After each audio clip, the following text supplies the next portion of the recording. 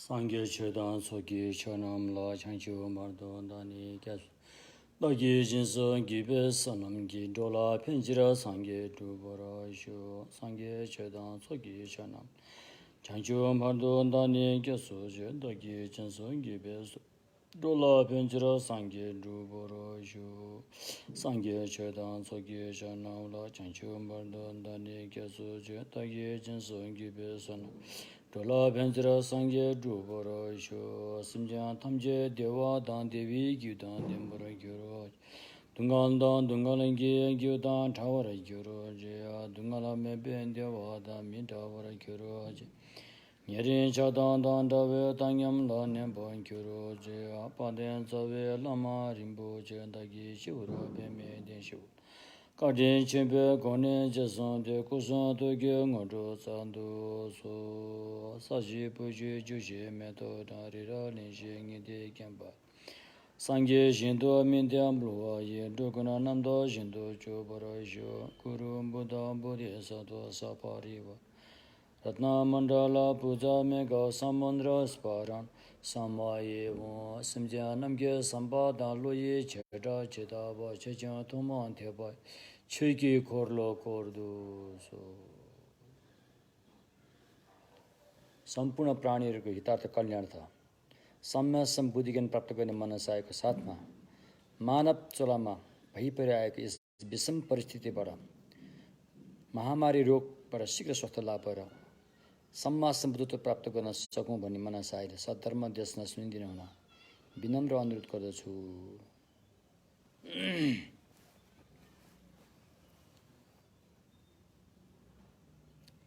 महायान सूत्र अलङ्कार भगवान मैत्रेय बोधिसत्वले रचना गर्नुभएको ग्रन्थको बारेमा हामी निरन्तर अध्ययन र अध्यापन गरिरहेका छौँ। अध्ययन र अध्यापनको क्रममा अनि अभ्यास कसरी गरिन्छ भन्ने कुरालाई पनि हामीले अलिअलि प्रष्ट पार्दैछौँ। र महायान सूत्र अलङ्कार अनुसार अभ्यास कसरी गरिन्छ त भन्दाखेरि यसमा 10वटा बुन्दाहरू राखिएको छ। सबभन्दा पहिलो बुन्दा चाहिँ अब गोत्रको बारेमा बताएको छ। बुद्धत्व प्राप्त गर्ने गोत्र, त्यो गोत्र चाहिँ दुईटा छन् रे, प्राकृतिक गोत्र, परिपुष्ट गोत्र। रङसिन नेरिक गेगिरको रिक प्राकृतिक गोत्र त्यो प्रकृतिले नै पाएको हुन्छ, त्यो सबैसँग हुन्छ। सबै प्राणीहरूसँग प्राकृतिक बुद्धको गोत्र चाहिँ हुन्छ नै। प्राकृतिक गोत्र भए तापनि त्यसलाई मलजल गरेर फलाइ फुलाइ गर्नको लागि परिपुष्ट गोत्र हुन नितान्त जरुरी छ। प्राकृतिक गोत्र भनेको चाहिँ धानको बिउ भकारीमा राखे जस्तो मात्रै भयो, त्यति मात्रैले चाहिँ धान उमार्न सकिन्न। धान उमार्नको लागि त्यो धानको बिउ खेतमा लगेर ब्याड खनेर ब्याडमा रोपेर अनि त्यसपछि धान रोपिन्छ अनि धान धेरै फल्छ। त्यस्तै प्राकृतिक गोत्र हामी सबैसँग भए तापनि यसलाई फलाउ फुलाउ गर्नको लागि परिपुष्ट गोत्र चाहिन्छ। परिपुष्ट गोत्र चाहिँ तब मात्रै प्राप्त हुन्छ जबकि हाम्रो मनमा बुद्धिचित्त उत्पाद हुन्छ। जुन क्षण, जुन पल, जुन अवस्थामा बुद्धिचित्त उत्पाद भयो त्यहाँबाट प्रकृति गोत्र पनि सुरु भयो। भन्नुको तात्पर्य प्रकृति गोत्र बुद्धिचित्तको अभ्यास साधना गर्नु नै प्रकृति गोत्र हो। यो प्रकृतिक गोत्र चाहिँ बुद्धिसत्वहरूमा मात्रै हुन्छ, अरूमा हुँदैन फेरि। त्यसकारण सम्मा सम्बुद्धत्व प्राप्त गर्ने चाहना बुद्धिचित्त हो। त्यो चाहना मैत्री र करुणाको भरमा परिरहेको हुन्छ।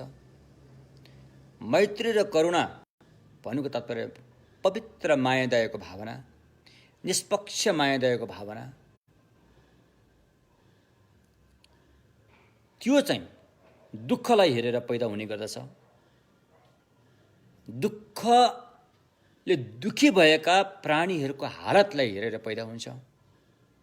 कसरी भन्दाखेरि हामीले हिजो पनि भन्यौँ, मान्छेकै उदाहरण लिनु हो भने पनि चाहन्छ सुख, भोगिरहेको छ दुःख, फेरि दुःख भोग्ने काम गरिरहेको छ। अरे यो तीनटा कारण, यो हालत, यो दर्दनाक हालत हो। यो भोगिरहेको छ दुःख, चाहन्छ सुख, फेरि गरिरहेको छ दुःख, फेरि दुःख पाउने काम गरिरहेको छ। फेरि यो तीनटा कुराको हालत देखेर अनि बोधिसत्वमा चाहिँ दया, पवित्र दयाको भावना, मैत्रीको भावना पैदा हुने गर्दछ। यति मात्रै नभएर बोधिसत्वमा दया मायाको भावना मात्र होइन कि महामैत्री, महाकरुणा, ठुलै दया मायाको भावना, उदार भावको, विशाल दया मायाको भावना, विश्वव्यापी दया मायाको भावना पैदा गर्ने लागि परेको हुन्छ। त्यो कसरी भन्दाखेरि हरेक प्राणीहरूलाई, हरेक व्यक्तिहरूलाई उसले आफ्नो आमाको रूपमा हेर्छ। अरे हाम्रो जीवनमा हामीलाई सबभन्दा बढी माया गर्ने को त भन्दाखेरि आमा हो। आमाकै माया दयामा हामी हुर्केका हुन्छौँ होला। कतिपय बालबच्चाहरू जन्मन साथै अब आमा पनि होलान्, उनीहरूलाई आमाको मायाको के अपुरो नै होला। तैपनि सारांशमा भन्दाखेरि हामी आमाकै मायाबाट हामी हुर्केका हुन्छौँ। चाहे आमाको पेटमा बस्दाको बेला किन नहोस्, त्यसपछि जन्मिएको बेला किन नहोस्, त्यसपछि बढ्दै गएको बेला समेत पनि आमाकै माया दयामा हामी भर परिरहेका हुन्छौँ। र हाम्रो जीवनको नजिकको सम्बन्ध चाहिँ आमा हुनुहुन्छ। र बोधिसत्वले यो देख्छ, उसले यो जान्दछ कि हरेक प्राणीहरू चाहिँ आफ्नो आमा भइसकेको उसले जान्दछ। यी मेरो आमा हुन् भनेर मात्रै एउटा भनाइको हिसाबले मात्रै होइन कि उसले त्यसलाई चाहिँ पुष्टि गर्छ। कसरी? युक्तिसङ्गत प्रमाणले प्रमाणित गरेर चाहिँ पुष्टि गर्छ। कसरी पुष्टि गर्छ? कसरी युक्तिसङ्गतले प्रमाणले प्रमाणित गर्छ भन्दाखेरि त्यो डाँडामा आगो छ, किनकि त्यहाँ धुवाँको मुस्लो आइरहेको छ। अरे आगो देखेको त छैन है, फेरि त्यहाँ धुवाँको मुस्लो देखिएको छ। धुवाँको मुस्लो आउँदैमा आगो हुन्छ भन्दाखेरि आगो, धुवाँको मुस्लो आइरहेको ठाउँमा आगो नै हुनुपर्छ। यदि नपत्याउने हो भने यो भान्साघरमा भात पकाइरहेको छ, यो भात पकाएको यो धुवाँको मुस्लो कसरी आयो त भन्दाखेरि तल आगो भएर आएको हो। पानीको झरनामा त त्यहाँ धुवाँ आएको हुँदैन, किनकि त्यहाँ आगो छैन। पानीको झरनामा धुवाँ त आगो छैन, किनकि त्यहाँ आगो छैन। यदि आगो छैन भने धुवाँ पक्कै पनि हुँदैन। यदि धुवाँको मुस्लो आइरहेको छ भने त्यहाँ आगो पक्कै पनि हुन्छ भन्ने कुरा युक्तिसङ्गतले प्रष्ट पारेर त्यो डाँडामा आगो हुनैपर्छ भनेर अनुमान प्रमाणले चाहिँ प्रमाणित गरे जस्तै अनि बुद्धिसत्वहरूले पनि हर प्राणीहरू शत्रु होस्, चाहे त्यो मित्र होस्, चाहे त्यो चिनाजान नभएका तटस्थ नै किन नहोस्, सबै प्राणीहरू चाहिँ आफ्नो आमा हुन्। कसरी हुन् भन्दाखेरि चाहिँ हामी यो अब यसलाई पुष्टि गरिन्छ। संसार अनन्त छ अरे, भव संसार अनन्त छ अरे, बुझ्नुभयो नि? के यसको अन्त छैन अरे। यो भव संसारबाट कति व्यक्तिहरू बुद्ध भएर गए, भगवान प्राप्त गरे, बुद्धिज्ञान प्राप्त गरे। लाखौं करोडौं व्यक्तिहरूले बुद्धिज्ञान प्राप्त गरिसके होलान्, तर पनि थोरै मात्रै पनि घटेको छैन रे प्राणीहरू। यहाँ थोरै मात्रै पनि घटेको छैन, किनकि यो अनन्त छ। मात्र त्यसको जसको अन्त हुन सम्भव छ त्यहाँ मात्रै घट्ने बढ्ने भन्ने कुरा हुन्छ, तर अनन्त कुराको घट्ने बढ्ने भन्ने कुरा हुँदैन। त्यसैले सबभन्दा पहिला यो बुझौँ कि यो संसार अनन्त छ। त्यसैले तपाईँको यात्रा पनि यहाँ अनन्त अनादिकालदेखि आएको छ। तपाईँको यात्रा पनि संसारमा कहिलेदेखि थियो त भन्दाखेरि कुनै लेखाजोखा छैन। अनन्त कालदेखि तपाईँको यात्रा जारी छ।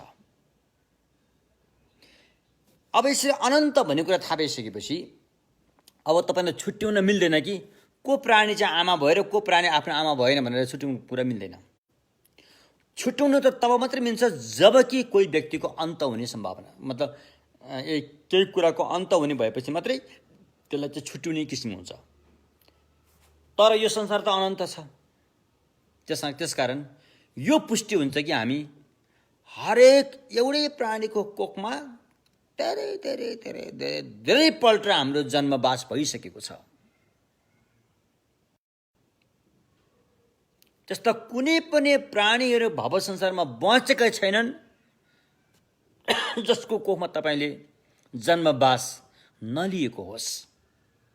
लिएकै छ।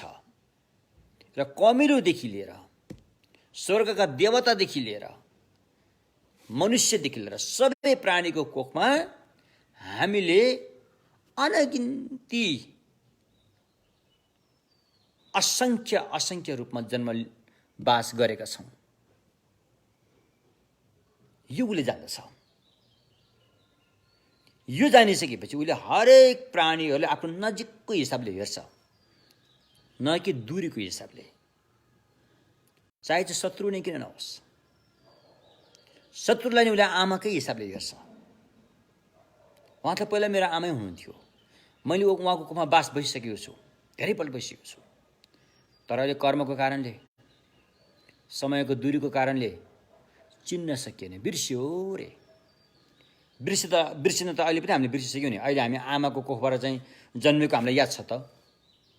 अब त्यो नमानी हुँदैन, एउटा बाध्यतावश भएर मान्नै पर्ने छ। म आमाको कोखबाट जन्मिएँ भनेर मान्नै पर्ने हुन्छ। तर भित्रैदेखि म आमाको कोखमा भित्र कस्तो अवस्था थियो होला, कस्तो अनुभव थियो होला भनेको अहिले हामीले महसुस हुन्छ त? त्यो त हुँदैन नि त। हामी त यत्तिकै सर्लक्कै जन्मेको जस्तो लाग्छ हामीलाई। बिर्स्यो। यो जुनको कुरा त यदि छिटो बिर्सिन्छ भनेदेखि यदि टाढा टाढाको कुराहरू त बिर्सिने स्वाभाविकै हो। त्यसैले यो कुरा चाहिँ बोधिसत्वहरूले जान्नुहुन्छ कि हरेक प्राणीहरूलाई उसले चाहिँ निष्पक्षको रूपमा नजिकबाट हेर्छ। उनीहरूलाई लागेको गुणको बारेमा हेर्छ। जब उहाँहरूको कोखमा बास बस्यो, उहाँले यत्तिकै गुण लाउनु भएको छ जतिको यो जिनको आमाले हामीलाई गुण लाउनु भएको छ। त्यसकारण बोधिसत्व यो मार्गमा लाग्ने, भगवान बुद्धत्व प्राप्त गर्ने मार्गमा लाग्ने साधक साधिकाहरूको लागि को आमा र को आमा होइन भन्ने कुरै त्यहाँ रहँदैन। को शत्रु र को मित्र भन्ने कुरै त्यहाँ रहँदैन। को चिनेका र को नचिनेका भन्ने कुरै त्यहाँ रहँदैन। सबै चिनेका, सबै आमा भइसकेका छन्। र ती व्यक्तिहरू आमा हुँदाखेरि तपाईँको हितको लागि उहाँले के गर्नुभयो?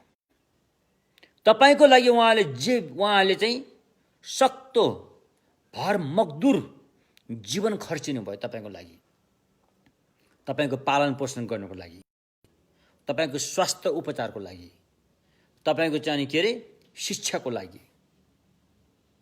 ती आमाले के पो गर्नु भएन? कति प्राणी हत्या गर्यो होला, कति झुठो बोल्यो होला, कति चोरी कर्म गर्यो होला, कति व्यभिचार गर्यो होला, कति अरूले आफ्नो बच्चाको कारण अरूको बच्चामा ईर्ष्या डाहा यस्तो गर्यो होला। तपाईँ जन्मनुभन्दा पहिला तपाईँको आमाले के दान पुण्य गर्ने पनि गरेको थियो होला। तपाईँ जन्मिसकेपछि उसले त्यो दान पुण्य पनि बन्द गरिदियो। ओहो, यो दान पुण्य नगरौँ, अब मेरो बच्चाको लागि चाहियो नि भनेर तपाईँको लागि नि। तपाईँ जन्मनुभन्दा पहिला आमाले केही आफ्नो केही मिठो खाने, अब कहीँ घुम्न जाने केही कुराको लागि गर्नुहुन्थ्यो होला। तर तपाईँ जन्मिसकेपछि त्यो सबै बन्द गर्यो तपाईँको लागि। यता गयो उता गयो सबै तपाईँको लागि। जस्तो सुकै पाप गर्न पनि त्यो आमा पछि हटेन, तपाईँको। यस्तो किसिमले चाहिँ ती आमाले चाहिँ तपाईँलाई धेरै गुण लाउनु भयो। अहिले यसरी पाप कर्म गरेको कारण ती आमा त कहाँ हुनुहुन्छ? नराम्रो ठाउँमा पतन हुनलाई ठिक्क परिरहेको भिरको डिलमा। त्यो नराम्रो ठाउँ भने कस्तो हुन्छ र थाहा छ? कहीँ जाने ठाउँै छैन, कहीँ उम्किने ठाउँै छैन। तल गए पनि खतरा छ, पछाडि फर्के पनि खतरा छ, त्यहीँ बसिरह्यो भने त्यहीँ पनि खतरा छ। त्यस्तो अवस्थामा हुनुहुन्छ आमाहरू। सानो उदाहरण, एउटा मान्छेलाई जङ्गली हात्तीले लखेट्दै लान्छ। त्यो व्यक्ति आफ्नो ज्यान बचाउनलाई ऊ भाग्दै भाग्दै भाग्दै जान्छ। हात्ती आइरहेछ, लखेटिरहेको छ। त्यो व्यक्ति पछाडि जाने ठाउँ छैन, अगाडि बढिदिएको छ। तर अगाडि पुग्दाखेरि त्यहाँ ठुलो खाडल आएछ अरे, ठुलो भिर। अब अगाडि जाने बाटो छैन, पछाडि फर्किँदा हात्ती आइरहेछ। अनि उसले ज्यान बचाउनको लागि त्यो भिरमा चाहिँ एउटा रुख रहेछ अरे, लहरे रुख, लहरो आएको रुख रहेछ अरे। त्यहीँ हाम फालेर त्यो लहरोलाई च्याप्प समातेछ अरे। अब हात्तीबाट ऊ बच्यो नि, कमसेकम हात्तीबाट त बच्यो नि। यसो तल हेरेको त तल त्यो अजिङ्गर रहेछ अरे, फेरि ठुलो भयानक अजिङ्गर, भोकाएको अजिङ्गर। कति बेला यो खसालेर खान्छु भनेर मुख बाहिर आएको रहेछ अरे तल। माथि जाने ठाउँ छैन, हात्ती माथि कुरी बसेछ। भोक लागेर त्यहाँबाट भोक लागेछ। त्यो लहरे रुखको टुप्पोमा फेरि माउरीको चाको रहेछ अरे। माउरीको चाकोबाट तप तप तप तप तप महको बुन्दा, महको थोपा झर्दैछ उसको मुखमा ट्याक्क परेर के क्या मिठो भनेर त्यो मह पनि चाट्दै छ अरे। यसो उसले समातेको त्यो लहरो हेरेको त मुसो आएर काट्दै रहेछ त्यो लहरो त, लहरको फेद त मुसो आएर पो काट्दै रहेछ अरे।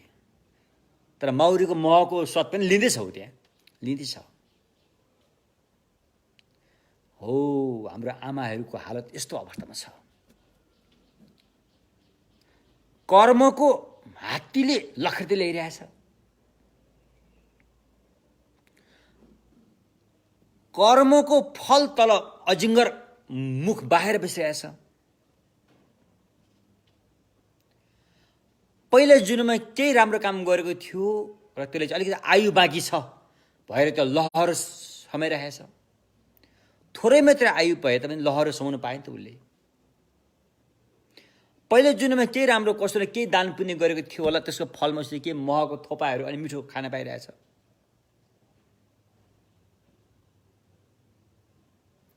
आयु त छुट्टिँदैछ, किनकि माथि मुसोले लहरा काट्दैछ। हामीहरू सबैको अवस्था त्यो छ। अब हामी यो बिचबाट उम्किने बाटो खोज्ने कि या त्यो जब हात्ती, त्यो जब अजिङ्गर, यो जब मुसा, जेसुकै मतलब महको स्वाद चाखेरै बस्ने हो, यही ठिक छ भनेर त्यहाँ त्यो महको भुलभुलैमा बस्ने हो, आफ्नै हातमा हो। त्यसो भएकोले अनि बोधिसत्वले हरेक आमाहरूको हालत चाहन्छन् सुख, भोगिरहेका छन् दुःख, फेरि दुःख पाउने काम गरिरहेका छन्। कसको लागि? तपाईँको लागि, आफ्नो बालबच्चाको लागि। ती आमाहरूको उद्धार कसरी गर्ने? अब नहेर्नुहोस् त, उनीहरू त खस्नै आँटिसक्यो, क्षणभरमा खस्छ उनीहरू। अब खस्ने आँटिसक्यो, नराम्रो ठाउँमा एकपल्ट त्यो दलदलमा खसेपछि फेरि उम्किन त कि त भवन बुद्धिहरू आउनु पर्यो। बुद्ध आउनु कति गाह्रो छ, संसारमा भगवान आउनु कति गाह्रो छ।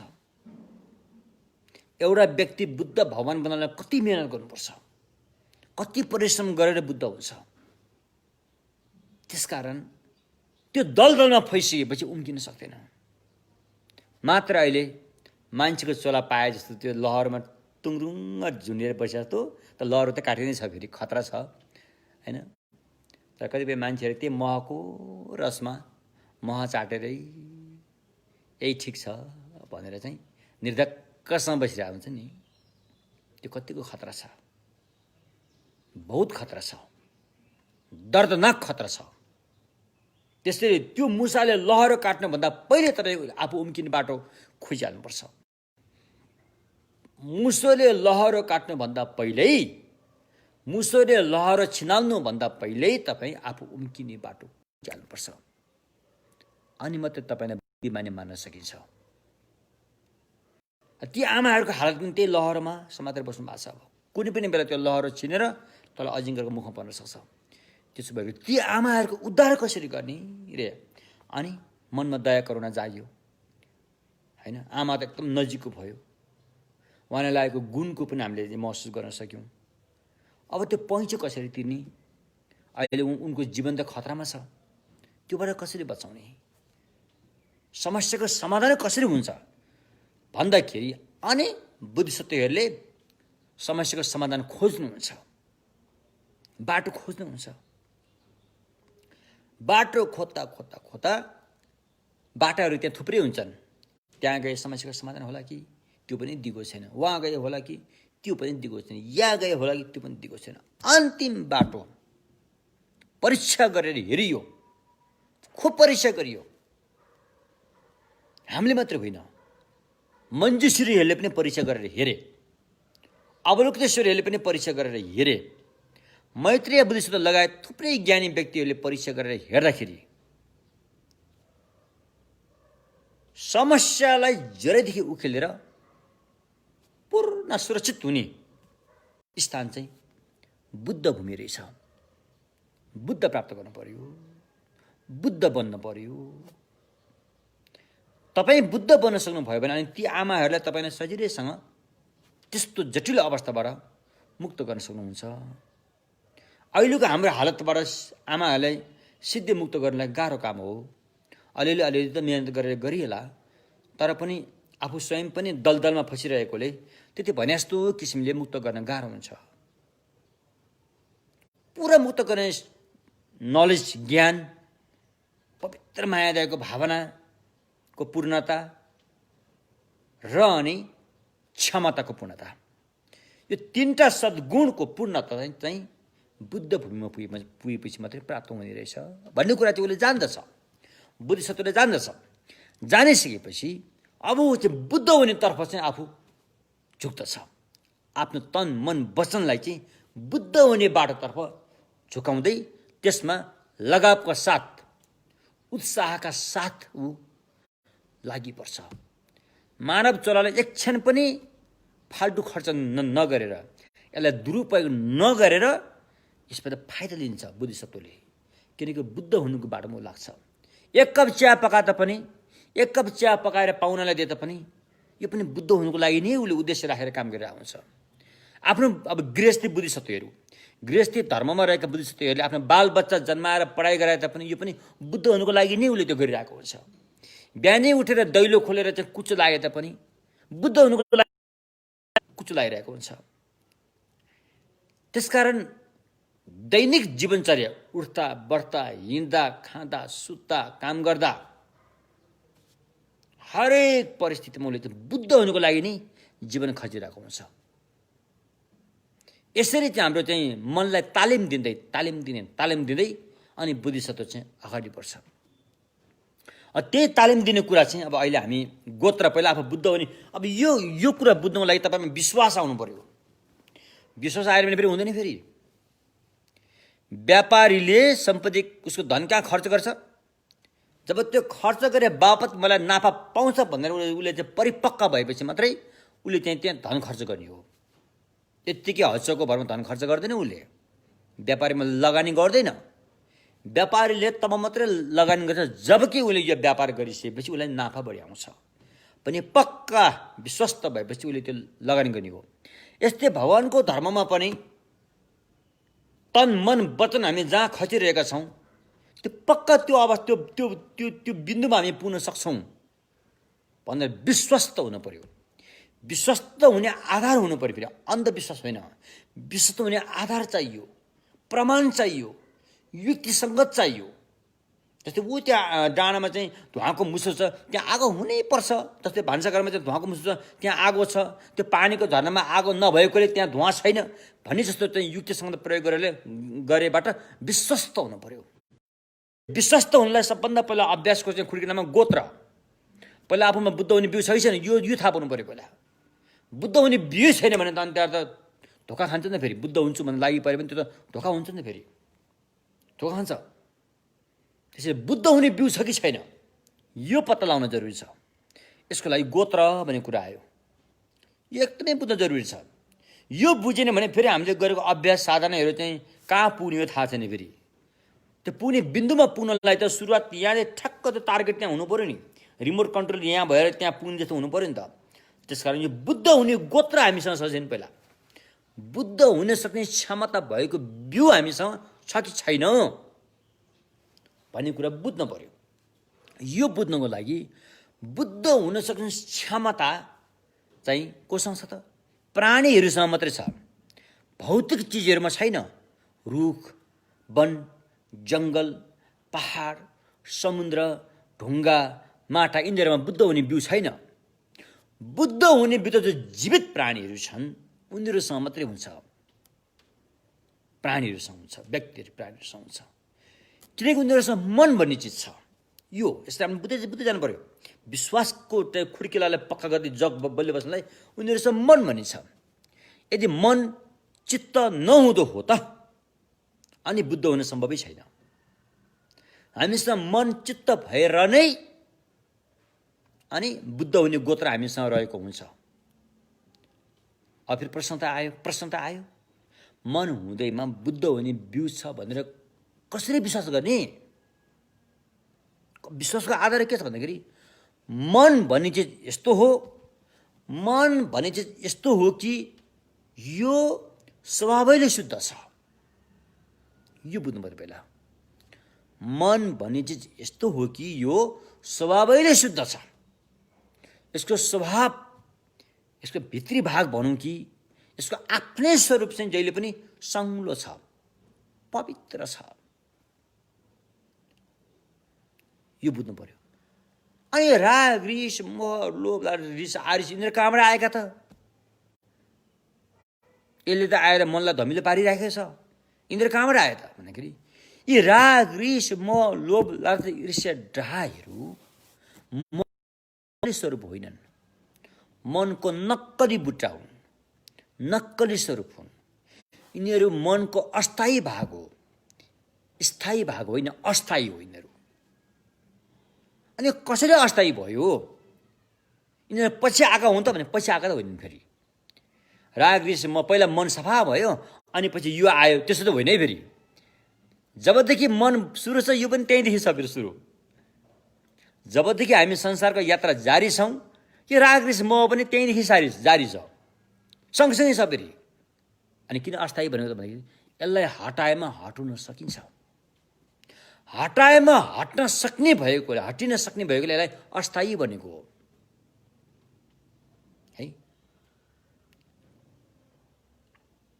बुद्ध वचनहरूमा उल्लेख गरिएको छ, ठिमा नाम्ने लोबरुवा, दुर्गन्धित मनको दुर्गन्धहरू अस्थायी छन्, नक्कली हुन्, मनको सक्कली स्वरूप होइन। यो बुझ्नु पर्यो।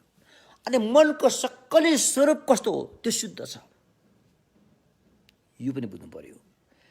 अब मनको सक्कली स्वरूप स्वभावले शुद्ध छ भने यी राग रिस मोहले त्यसलाई धमिलो पारिदिएको छ भने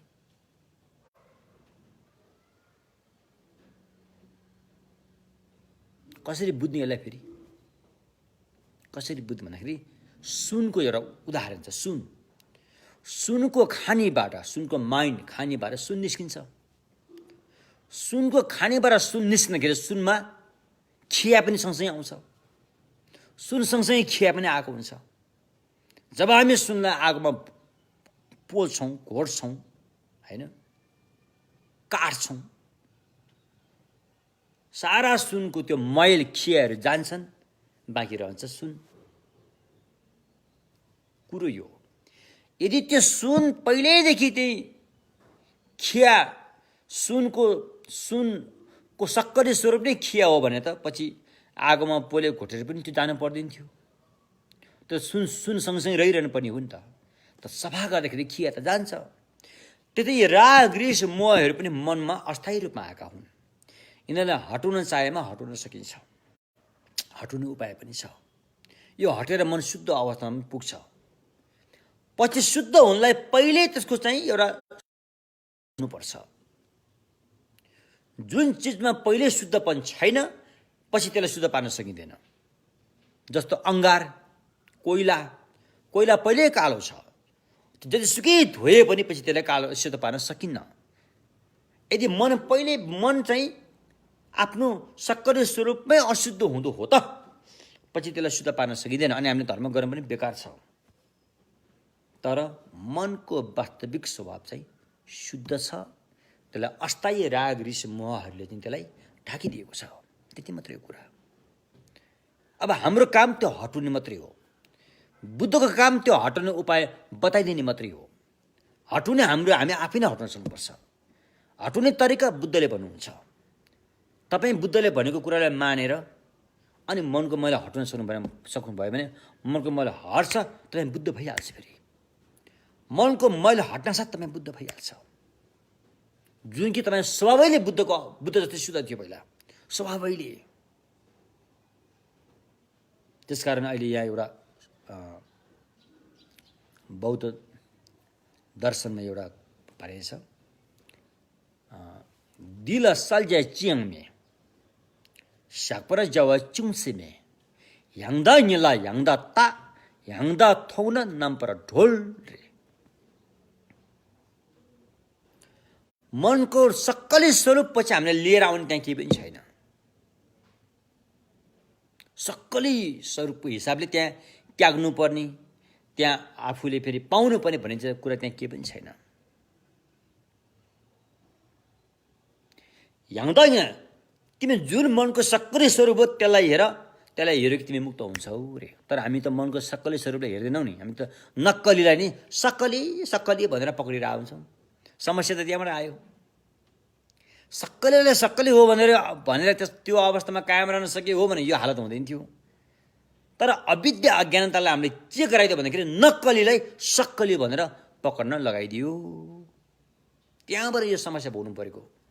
जन्मने समस्या, बुढो हुनुपर्ने समस्या, रोगी हुनुपर्ने समस्या, मर्नुपर्ने समस्या, आफन्तसँग छुट्नुपर्ने समस्या, मन नपरेकाहरूसँग भेट्नुपर्ने समस्या, इच्छाको कुरा पुरा नभइदिने समस्या, यी सारा समस्याको जकड चाहिँ कहाँबाट आएको?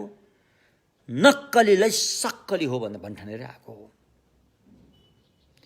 यदि सक्कलीलाई सक्कली हो भन्ने कुरामा हामी कायम रहन सके हो भने यस्ता दुर्घटना हामी भोग्नु पर्दैन थियो।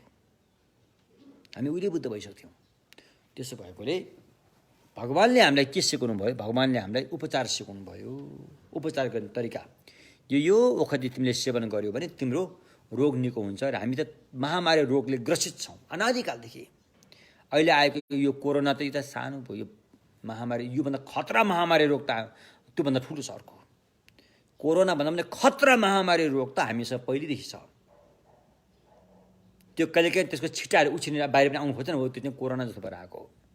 यो रोगको ज्वरो त हामीसँग पहिलेदेखि छ। जबसम्म यसको ज्वरो फ्याँकिँदैन तबसम्म यो रहि नै रहन्छ।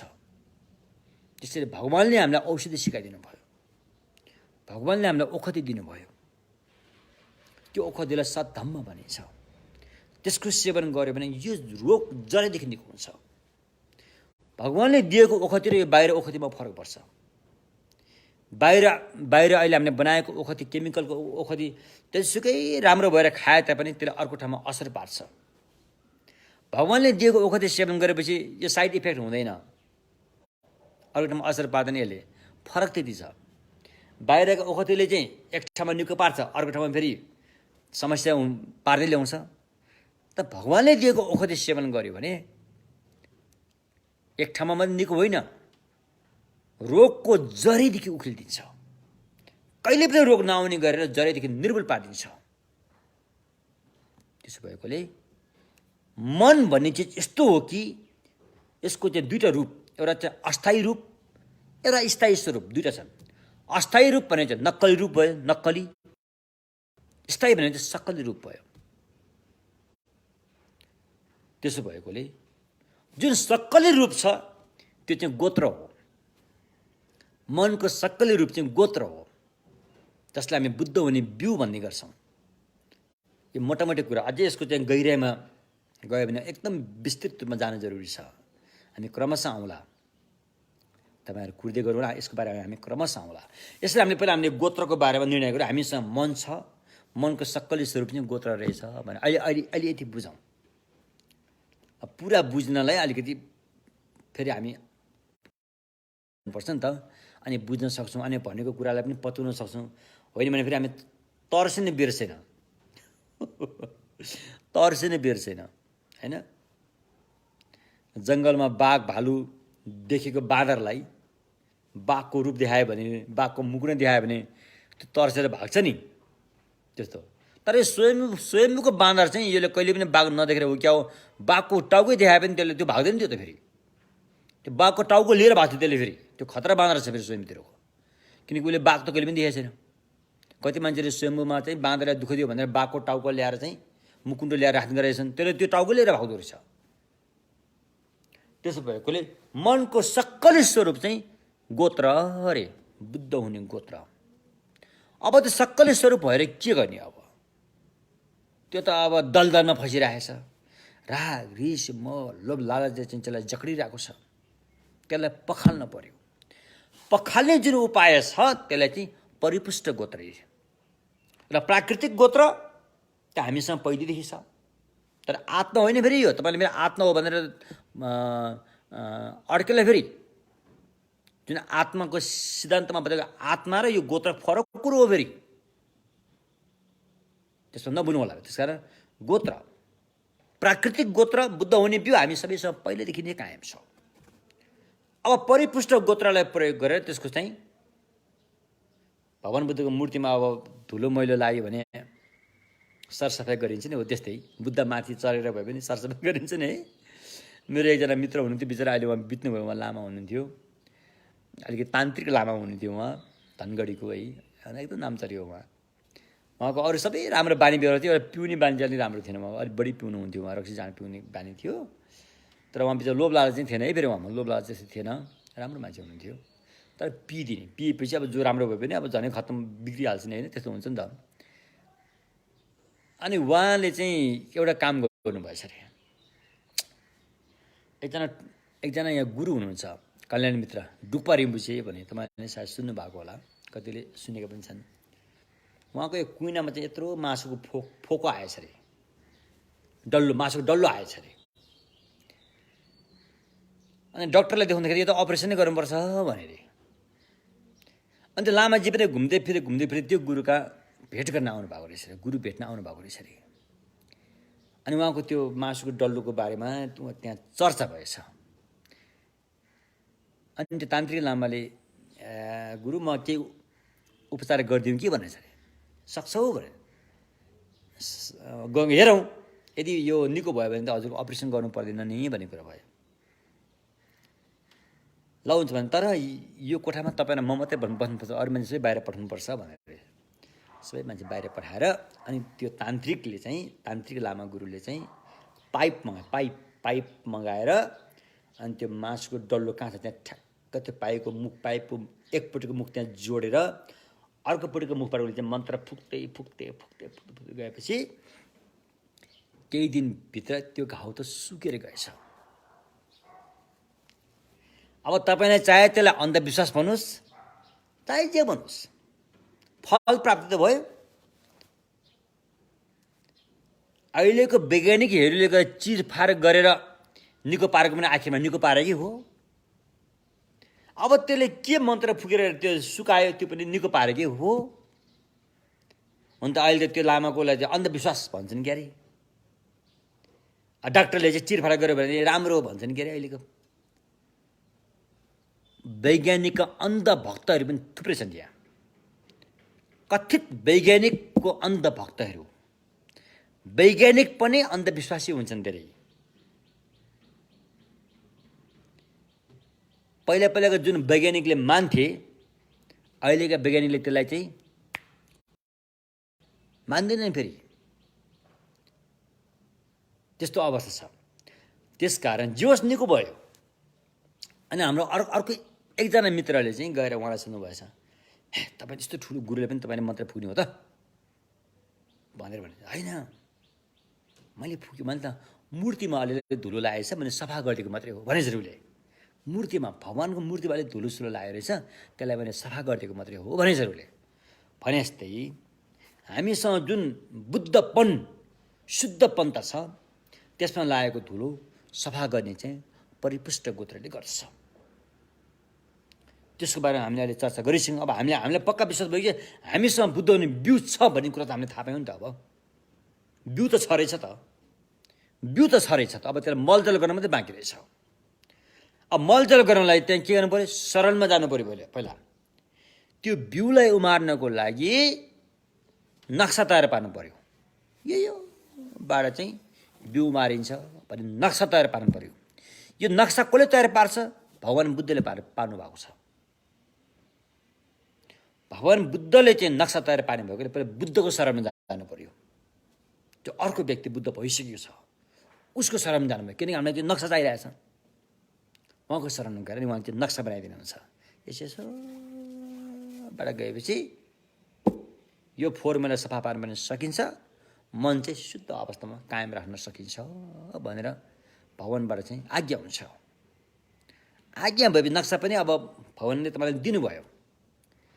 अब काम त तपाईँले गर्नु पर्यो। भगवानले गरेर त तपाईँले पाउनुहुन्न,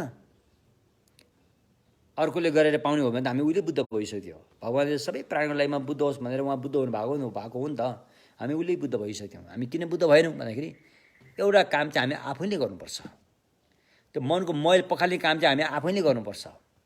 तपाईँले भोक लाग्यो भने जेसुकै खाना अरूले पनि खाना त आफैले खानु पऱ्यो नि, तपाईँ नै पेट पर्छ। अरूलाई खुवाएर तपाईँ त्यस्तो त्यो काम चाहिँ आफैले गर्नुपर्छ। त्यो आफैले गर्ने काममा चाहिँ अनि कामको सुरुवात चाहिँ चित्त उत्पाद रे।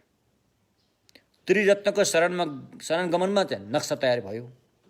अब अभ्यासको सुरुवात चाहिँ चित्त उत्पाद, बोधिचित्त। हामी पुग्ने ठाउँ कहाँ त? हामी पुग्ने बिन्दु सम्मासम बुद्धको भूमि। अहिले हामीसँग बुद्ध भूमिमा पुग्ने बिउ छ। अब बिचमा अभ्यास गर्नु पर्यो। त्यही भएर शिलम डेबुरे, भूमि मार्ग फल, यो तिनवटा पहिला पकाउनु पर्यो। भूमि कुन आधारमा रहेर? पहिला आधार हुनु पर्यो नि। पहिला बुद्ध हुने बिउ छ चाहिँ त्यो थाहा हुनु पर्यो नि, पक्का हुनु पर्यो नि मसँग बुद्ध हुने बिउ छ भनेर। त्यो आधारमा रहेर होइन। अनि मार्ग, अनि त्यसमा लागेको धुलोहरू पखाल्ने के गर्नु पर्यो? अनि मार्ग अभ्यासमा जुट्नु पर्यो। अनि द्वितीय भने फल, अनि बुद्ध भूमिमा पुग्छ, बुद्धत्व प्राप्त हुन्छ। यस्तो प्रकार यो सिस्टम, यो टेक्निकले चाहिँ भगवानले चाहिँ एउटा रोगी मान्छेलाई डाक्टरले सिकाए जस्तो गरेर यसरी बताउनु भएको रहेछ। कुरो त्यस्तो हो। त्यसमध्ये पनि अब व्यक्तिको क्षमताहरू हुन्छ। सबै बुद्ध भूमिमा पुग्छ भन्ने ग्यारेन्टी पनि छैन। केही व्यक्तिहरू बुद्ध भूमिमा पुग्न सक्ने क्षमता भएकाहरू पनि छन्। त्यही व्यक्तिको हिसाबले भगवानले चाहिँ ज्ञान सुनाउनु भयो। बुद्ध भूमिमा पुग्नेहरूलाई बुद्धमै पुग्ने हिसाबले भगवानले ज्ञान सुनाउनु भयो। ती बाहेक अन्यले त्यही हिसाबले ज्ञान सुनाउनु भयो। त्यस्तो भएकोले अहिले हामी चाहिँ अनि बोधिचित्त उत्पादको बारेमा कुरा गरिसक्यौँ। बोधिचित्त उत्पाद हुनु नै परिपुष्ट अर्को गोत्र थपिने हो। पहिले प्राकृतिक गोत्र छँदैछ। बोधिचित्त उत्पाद हुनु नै प्राकृतिक गोत्रमा लागेको धुलो मैलोहरू सफा गर्नको लागि प्रयोग गर्ने एउटा चाहिँ टेक्निक हो, जसलाई परिपुष्ट गोत्र भनिन्छ। त्यो चाहिँ बोधिचित्त पैदा भएपछि मात्रै प्राप्त हुन्छ। अब त्यो प्राप्त भएपछि अब अभ्यास गर्ने तरिका। अब आजको हाम्रो नयाँ शीर्षक चाहिँ अनि अब बोधिसत्वले कसरी चाहिँ परिपुष्ट गोत्रको माध्यमबाट मनको मैल पखाल्छ त अरे। सबभन्दा पहिला आफू सक्षम हुनु पर्यो। आफू सक्षम हुनलाई एउटा अभ्यास गर्छ उसले। अरूलाई सक्षम बनाउनलाई अर्को एउटा अभ्यास गर्छ। त्यस कारण बोधिसत्वले गर्ने अभ्यास दुईवटा मात्रै हो, धेरै छैन, दुईवटा मात्रै हो। एउटा आफू सक्षम हुने अनि अर्को चाहिँ अरूलाई सक्षममा लगाउने। यति मात्रै दुईवटा बाटो हो। यहीबाट बुद्ध हुने बाटो पनि यति मात्रै हो। छोटकरीमा भन्यो भने आफू सक्षम हुनलाई बोधिसत्वले चाहिँ 6वटा कुरा अपनाउँछ, जसलाई 6 पारमिता भने 6 पर्फेक्सन। खट पारमिता रे। दानशील शान्ति वीर्य ध्यान प्रज्ञा, दानशील शान्ति वीर्य ध्यान प्रज्ञा हैन। जिम्बा चुन्ने सुबा चुन्ने सम्झे शराब। यो 6 पारमिताबाट चाहिँ बोधिसत्वले आफू सक्षम हुने बाटोमा उसले चाहिँ अपनाउँदछ। त्यसपछि चत्वारी वस्तु सङ्ग्रहानी रे दुवैमुपछि 4वटा कुराबाट चाहिँ अरूको हित गर्छ। अरूलाई सक्षम बनाउँछ बोधिसत्वले। अरूलाई सक्षम बनाउँछ बोधिसत्वले। 4वटा कुरा त्यो के हो त भन्दाखेरि सबभन्दा पहिला केही दिनु रे। केही दिनु तब पनि त्यो मान्छे त्यो लिन आउँछ नि। केही दिन योग्य चिज दिनु। फेरि अयोग्य चिज दिएर त काम छैन। दिन योग्य चिज दिनु। अब यो भगवान बुद्धको यो चलन चल्ती अहिले चाहिँ कसले लिएको छ? कृष्णले लिइसकेको छ। कृष्णहरूले हाइजेक गरिसक्यो। उनीहरूले सबै यहाँ आएर के भन्छ पहिला केही दिन्छन्, उनीहरूले राम्रो चिज दिन्छन् अनि हामी लिन जान्छौँ। यो भगवानले सिकाएको हो, हामीहरूबाट लगेका हुन् तिनीहरूले। त्यसकारण भगवानले अरूको हित गर्नलाई केही दिनु रे, पहिला दिन योग्य चिज, लिन योग्य चिज दिनु रे, अनि उसले त्यो लिन्छ। लिएपछि अनि प्रिय वचन बोल्नु रे, अनि उसलाई राम्रो कुरा बोल्नु रे, प्रिय वचन बोल्नु रे। उसको भविष्य कसरी उज्यालो हुन्छ, उसको चाहिँ कस्तो, उसको लाइफ जीवन कसरी चाहिँ सुधारिन्छ, यस्ता प्रिय वचन बोल्नु रे। प्रिय वचन बोलिसकेपछि अनि उसलाई तिमीले यसरी गर न त भनेर उसले सिकाउनु रे। तिम्रो समस्याको समाधान चाहिँ यसरी गर न त, यो बाटो हिँड नि त, यो बाटो हिँड्यो भने समस्याको समाधान हुन्छ नि त भनेर उसले सिकाउनु रे। तर ऊ त मान्दैन फेरि, ओहो म त हिँड्न सक्दिनँ, म त सक्दिनँ हो भनेर भन्छ उसले। अन्त उसले म हिँड्छु, मलाई मद्दत गर न त भन्नुपर्छ अरे, अनि उसले मान्छ अरे। यो चारवटा कुराबाट बुद्धिसत्वले चाहिँ अनि अरूलाई सक्षम बनाउनु हुन्छ। दानशील प्रज्ञा आदिले चाहिँ बुद्धिसत्व आफूलाई सक्षम हो। अब हामी यो अभ्यासमा आइरहेका छौँ है त, होइन? सबभन्दा पहिला आफू सक्षम बनाउनको लागि अनि 6 पारमिताको चाहिँ अभ्यासमा हामी अहिले आइरहेका छौँ। सबभन्दा पहिला आफू सक्षम हुनु पर्यो। आफू सक्षम नभइकन अरूलाई सक्षम बनाउन खोज्यो भने तपाईँको मेहनतले रङ ल्याउँदैन, त्यो खेर नि जान्छ। हाम्रो गाउँतिर छ नि, गाउँतिरको हाम्रो केही मान्छेहरूले चुरोट खान्छन्, सानसाना बालबच्चा, ए जा यो चुरोट सल्काएर लिएर आइज त भनेर हामीले चाहिँ चुरोट सल्काएर पठाउँछौँ। त्यो बच्चो पनि के कम चुरोट सल्काएर तान्दै आउँछ, ए तान्दै मोरा बच्चा भएर खाने चुरोट भनेर बाउले प्याटै पिटिन्छ उसलाई। अनि फेरि त्यो बच्चाले नखाए जस्तो पनि गर्छ बाउको अगाडि, भित्र त खाइसक्यो हुन्छ उसले। अनि बाउले त्यसुकै नखा भने पनि त्यो बच्चाले चाहिँ टेर्दैन, किनकि बाउले छोडेको छैन, आफू सक्षम भएको छैन। त्यसकारण आजको बालबच्चाहरू बाबुआमाले भनेको कुरा मान्दैनन्, स्वाभाविक कुरा हो। किनकि बाबुआमाले भनेको कुरा भन्दा पनि आजकलका बालबच्चाहरू बाबुआमाले गरेको कुरालाई चाहिँ हेर्छन्, बोलेको भन्दा पनि गरेको कुरालाई हेर्छन्। बाबुआमाको जीवनशैली यिनीहरूले के गर्दैछन् त्यसलाई चाहिँ हेर्छन्, उनीहरूले त्यसलाई बढी महत्त्व दिन्छन्, न कि बोलेकोलाई। त्यसरी तपाईँ यदि बाबुआमा हुनुहुन्छ भने तपाईँले भनेको बालबच्चाले मानेन भनेर बच्चालाई घृणा गर्ने, बच्चालाई अपमान गर्ने, बच्चालाई गाली गरी यस्तो गर्नुभयो भने तपाईँलाई नै हानि हुन्छ, बच्चालाई त्यसले ठुलो असर पार्छ। त्यो गर्नुभन्दा बरु आफ्नो कमजोरी कहाँ छ त्यो सच्याउनु चाहिँ जरुरी छ, त्यो सच्याउन जरुरी छ। त्यसो भएकोले अनि बालबच्चाले भनेको मानेन भनेर बाबुआमाले उसलाई हप्का तपाईँ गाली सडाउनु पाटपिट पार्नु भनेको उसले एकछिन माने जस्तो गर्छ, तर त्यो गुम्सेर पैसा आउँछ, एकदम ब्लास्ट हुन्छ। त्यो उसको अवसर पाएपछि, उसको मौका आयो भने त्यसलाई चाहिँ पुरै ब्लास्ट गरिदिन्छ, खत्तम पारिन्छ उसले। त्यसैले बच्चालाई आफूले गरेर देखाउनुपर्छ, अनि मात्रै उसले त्यसलाई स्वीकार्छ।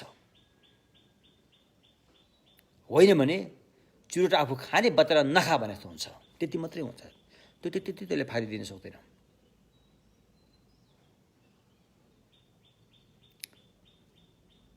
त्यसो भएकोले अब धेरै उसमा नजाउँ। अब आज चाहिँ अभ्यास गर्नुपर्ने 10वटा बुन्दाहरू हामीले जुन को कुरा गयो, शरणगमनको कुरा गयो, चित्त उत्पादको कुरा गयो। अब चौथो बुन्दा चाहिँ पारमीको अभ्यास रे। पारमीको अभ्यास, पारमिता पारमिता पारमिता पारमिता पारमिता पारमिता फारुतु छिम्पा अरे, फारुतु छिम्पा। अब यो संस्कृति भाषा पारी भाषा भन्दा पनि यो भोट भाषाबाट चाहिँ एकदमै अर्थ बुझ्न सजिलो हुँदो रहेछ। फारुल त छिम्पा कतै सजिलो छ बुझ्नलाई। पारी पुगेको अरे, पारी पुगेको, पारी पुग्नु भने होइन, पारी पुगेको, पुगिसकेकोलाई भनेको। छिन्पा भने पुगिसकेको, पुगिसकेको को त भगवान बुद्ध हो। उहाँ त यो पारमी पुरै पार गरेर तरण भरेर पुगिसक्नुभयो। त्यसरी असली पारमिता भएको चाहिँ बुद्ध भूमि हो। र त्यहाँ पुग्नको लागि अरूले जुन अहिले अभ्यास गर्दैछन् पारमीको, त्यसलाई पनि पारमी भन्ने नाम चाहिँ दिइन्छ। नाम चाहिँ दिइन्छ। जस्तो कि बाउको नाम छोराले दिए जस्तै, यो पनि फलाना बाउ जस्तै रहेछ है भन्छन् नि, त्यो भने जस्तै अब त्यो नाम चाहिँ दिइन्छ। तर असली पारमी चाहिँ बुद्ध भूमि नै हो। त्यहाँ पुगिसक्नुपर्ने हुन्छ। र बाँकी कुरालाई त्यो अभ्यास गर्ने पारमिताहरूलाई पनि पारमी भनिन्छ। तर त्यो चाहिँ नाम दिएको मात्रै हो। असली पारमी हुनको लागि चाहिँ सम्मा सम्बुद्ध नै हुनुपर्छ। तब मात्रै दाना पारमिता पुरा हुन्छ। शील शान्ति ध्यान वीर्य प्रज्ञा पारमिता पुरा हुन्छ। तब मात्रै जब बुद्धत्व प्राप्ति हुन्छ। र अहिले हामी त्यहाँ पुग्नुको लागि 10वटा अभ्यासका बुन्द, एउटा व्यक्ति बुद्ध बन्नलाई 10वटा अभ्यास हुन्छ अरे। त्यो अभ्यासमध्ये 4थो अभ्यासको बारेमा हामी आइरहेका छौँ। त्यसमा जुन पारमीका कुराहरू आयो, आफू कसरी सक्षम हुने, अरूलाई कसरी शिक्षित पारेर तालिम दिने, अरूलाई कसरी सक्षम बनाउने, मात्र यो दुईटा कुरा हुन्छ। बोधिसत्वले सारा जीवन अभ्यास गर्ने साधक साधिका, बोधिसत्वको मार्गमा लागेर अभ्यास गर्ने साधक साधिकाले सारा जीवन चाहिँ यो दुईटा कुरामा खर्चिनु पनि हुन्छ। खर्चिनै पर्छ। कुन? आफू कसरी सक्षम हुने, अरूलाई कसरी सक्षम बनाउने, यिनी दुईटा कुरामा खर्चिनुपर्छ। र आफू सक्षम हुनुको लागि 6 पारमिता। सबभन्दा पहिला दाना पारमिता अरे। सम्मा सम्बुद्धत्वको सद्धम्मलाई परिपूर्ण गर्नको लागि 6 पारमिता बोधिसत्वले आफू सक्षम हुनको लागि अपनाउँदछ अरे। र अरू सक्षम हुनको लागि चाहिँ 4वटा वस्तु, 4वटा उपायहरू अपनाउँदछ अरे। केही दिनु, प्रिय वचन बोल्नु, आफूले गरेर देखाउनु, र अरूलाई पनि गराउनु। बोधिसत्वले अरूलाई मद्दत कसरी गर्नुहुन्छ त? केही दिनुहुन्छ, पहिला प्रिय वचन बोल्नुहुन्छ, गरेर देखाउनुहुन्छ, अरूलाई पनि गराउनुहुन्छ। सजिलो छ। यो 4वटा कुरा हामीले अल्छी भएर मात्रै नगरेको, गऱ्यो भने सजिलो छ। त्यति गाह्रो छैन। अल्छी भएर यसतर्फ बानी नपरेर मात्रै हामीलाई अभि सक्दैन होला, सक्ला र भनेको हुन्छ। अब मैले यसरी यहाँ केही धम्म देशना गर्दाखेरि पनि मै सुनाउने मै भइरहेछ। अब यी जुन यो सामाजिक सञ्जाल फेसबुकको लाइभहरू हेरेर यिनीहरूले सुन्लान् र यिनीहरूले बुझ्लान् र भन्ने खालको निराश आएपछि त सुनाउनु पनि राम्रो लाग्दैन नि त फेरि। तर मैले यिनीहरूसँग बुद्धको बिउ छ, यिनीहरूको दिमागको भाँडो सही पाऱ्यो भने यिनीहरूले सुन्छन्, बुझ्छन् पनि, र अभ्यास पनि जुड्छन्, त्यो अवस्थामा पनि पुग्छन् भन्ने कुरा मलाई विश्वास छ। भन्ने किसिमको आँट आयो भने नै सुनाउने हो। यस्तो आँट छैन भने त अनि सक्दैन नि त। अनि भनेको त जति करायो रातभरि करायो, दिउँसो हरायो भने जस्तो हुन्छ नि त। त्यसो भएकोले सुनाउँदाखेरि पनि त्यसको उपलब्धि हुन्छ कि हुँदैन, व्यक्तिहरूले यसलाई बुझ्न सक्छन् सक्दैनन्, त्यो हिसाबले सुनिनु हो नि त। तसर्थ सबभन्दा पहिला अनि महायान सूत्र अलङ्कारले भने जिन्ला सुप डुपादङ रे दाना आदि पारमिताको सिद्ध गर्नुपर्छ, साधना गर्नुपर्छ। र प्राणीहरूलाई पनि परिपाक सेम्चेन नाम यो मिन्छ त, प्राणीहरूलाई परिपाक गर्नुपर्छ अरे। दाना आदि सिद्ध गर्नुपर्छ भनेको आफू सक्षम हुनु पर्यो, अरूलाई परिपाक गर्नुपर्छ भनेको अरूलाई सक्षम बनाउनु पर्यो। के को लागि? उहाँ पुग्नुको लागि, बुद्ध भूमिमा पुग्नुको लागि, अरू केहीको लागि पनि होइन। बुद्ध मात्र अन्तिम गन्तव्य, अन्तिम बिन्दु भनेको बुद्ध भूमिमा पुग्नुको लागि गरेको हो। त्यसकारण बुद्ध भूमिमा पुग्ने काम गरेपछि मान्छेको चोला पनि त्यहीँ पाइन्छ, त्यहीबाट पाइन्छ, आफ्नो हित पनि त्यहीँ हुन्छ, अरूको हित पनि त्यहाँ हुन्छ, सबैको हित पनि त्यसैबाट हुन्छ। किनकि उसको बिन्दु चाहिँ बुद्ध भूमिमा पुग्ने हो। यस्तो प्रकारले अनि आफू सक्षम हुनलाई, आफूमा भगवानको चाहिँ सद्गुणहरू पूर्णता प्राप्त गर्नको लागि अनि साधक साधिकाले 6 पारमिताको साधनामा तत्परताका साथ लागि पर्नुहुन्छ अरे। तत्परताका साथ अल्छी आलसीले होइन, करकापले होइन, फेरि तत्परताका साथ एउटा भोकाएको मान्छेको अगाडि चाहिँ अलिकति स्वादिष्ट भोजन दियो भने उसले चाहिँ कसरी खान्छ, तत्परताका साथ खान्छ नि उसले, होइन खुसीका साथ खान्छ नि, कसैले करकाप नगरे पनि खान्छ नि उसले। त्यस्तै अब यो भव संसारमा मैले अभ्यास गरेँ भने त कहाँ फस्ने रहेछ, यो भव संसारको बाटो त अन्तै छैन, त्यति गएको गएको गएछ, दुःख भोगेको भोगेछ। बरु यो 6वटा अभ्यास गऱ्यो भने कमसेकम होइन बुद्धत्व बन्छ, भव संसारबाट मुक्त हुन्छ, अरूको पनि हित हुन्छ भन्ने कुरा चाहिँ महसुस गर्छ। अनि उसले यसतर्फ चित्त झुकाएर सबभन्दा पहिलो खुड्किलो भनेको, अनि उहाँले के गर्नुहुन्छ भन्दाखेरि यो पारमिता रे, पारमिता भनेको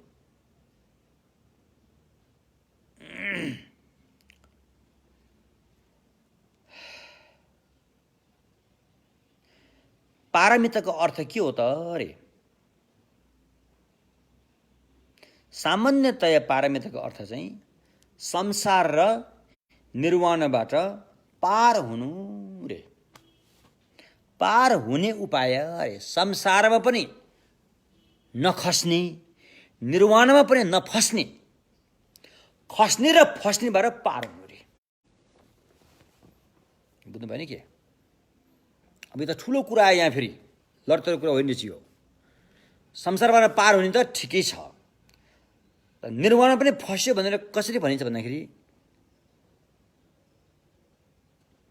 सम्मासम बुद्ध भूमिमा जान चाहने व्यक्तिहरू निर्वाणमा पनि रोकेर बस्न, निर्वाणमा पनि थकाइ मारेर बस्न मिल्दैन रे, त्यसलाई पनि छोडेरै जानुपर्छ रे। संसारलाई त छोड्न परिगयो, संसारलाई त छोड्नु परिहाल्छ, किनकि यहाँ समस्या छ। त निर्वाण धरीलाई पनि यदि बुद्ध भूमिमा पुग्नको लागि निर्वाण पनि बाधक बन्छ भने त्यसलाई पनि छोड्नुपर्छ रे।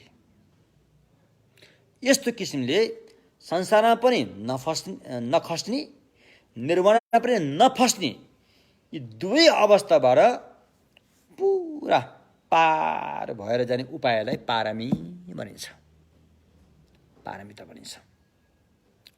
यसको चाहिँ डिफिनेसन, यसको चाहिँ परिभाषा के भन्छ, यसको चाहिँ पहिचान, पारमीको पहिचान यो हो। र यो पारमी चाहिँ यो सांसारिकमा त छँदै छैन, सांसारिक जुन अहिले छ नि अब धेरै कुराहरू छन् तिनीहरूमा त यो कुरा त नाम निशानै छैन। संसारबाट मुक्त भएका जुन श्रावक प्रत्येक बुद्धहरूमा पनि यो पारमी हुँदैन रे। पारमी, सच्चा पारमी हुनुको लागि चाहिँ संसार र निर्वाण दुवैलाई छोडेर अगाडि बढ्नुपर्छ रे, अनि मात्रै बुद्ध भूमिमा पुग्छ रे। हुन त बुद्ध भूमिलाई पनि निर्वाण भन्ने नाम त प्रयोग भएको छ, तर अधिकांश निर्वाण भन्ने शब्द चाहिँ कहाँ प्रयोग हुन्छ बढी? श्रावक केन्द्रमा बढी प्रयोग हुन्छ। तर बुद्ध भूमिलाई पनि अप्रतिष्ठित निर्वाण भनिन्छ, नन अभोइडिङ निर्वाण भनिन्छ।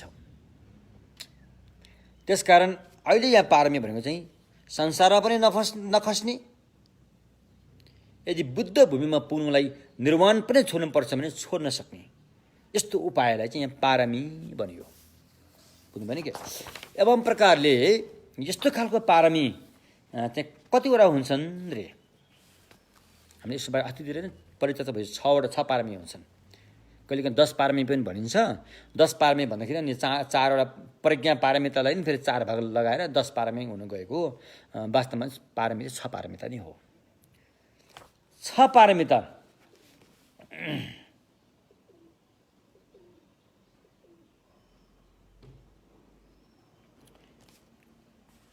छ पारमिताको चाहिँ जुन छ नि मूल भागबण्डाको आधार, 6 पारमिता त त्यो पारमीको भाग लाग्यो भने 6वटा हुन्छन्। र त्यसको आधार चाहिँ के हो? के आधारबाट त्यसलाई भाग लाउने भन्दाखेरि चाहिँ सम्मासम बुद्धत्व प्राप्तिको विशेष उपाय। पारमी सम्मासम बुद्ध प्राप्तिको प्राप्त हुने विशेष उपाय, उपाय मात्र नभए विशेष उपाय लाई नै पारमी भनियो। अब यसको भेदहरू यसको चाहिँ अनि यी पारमीहरू चाहिँ कतिवटा हुन्छन् भन्दाखेरि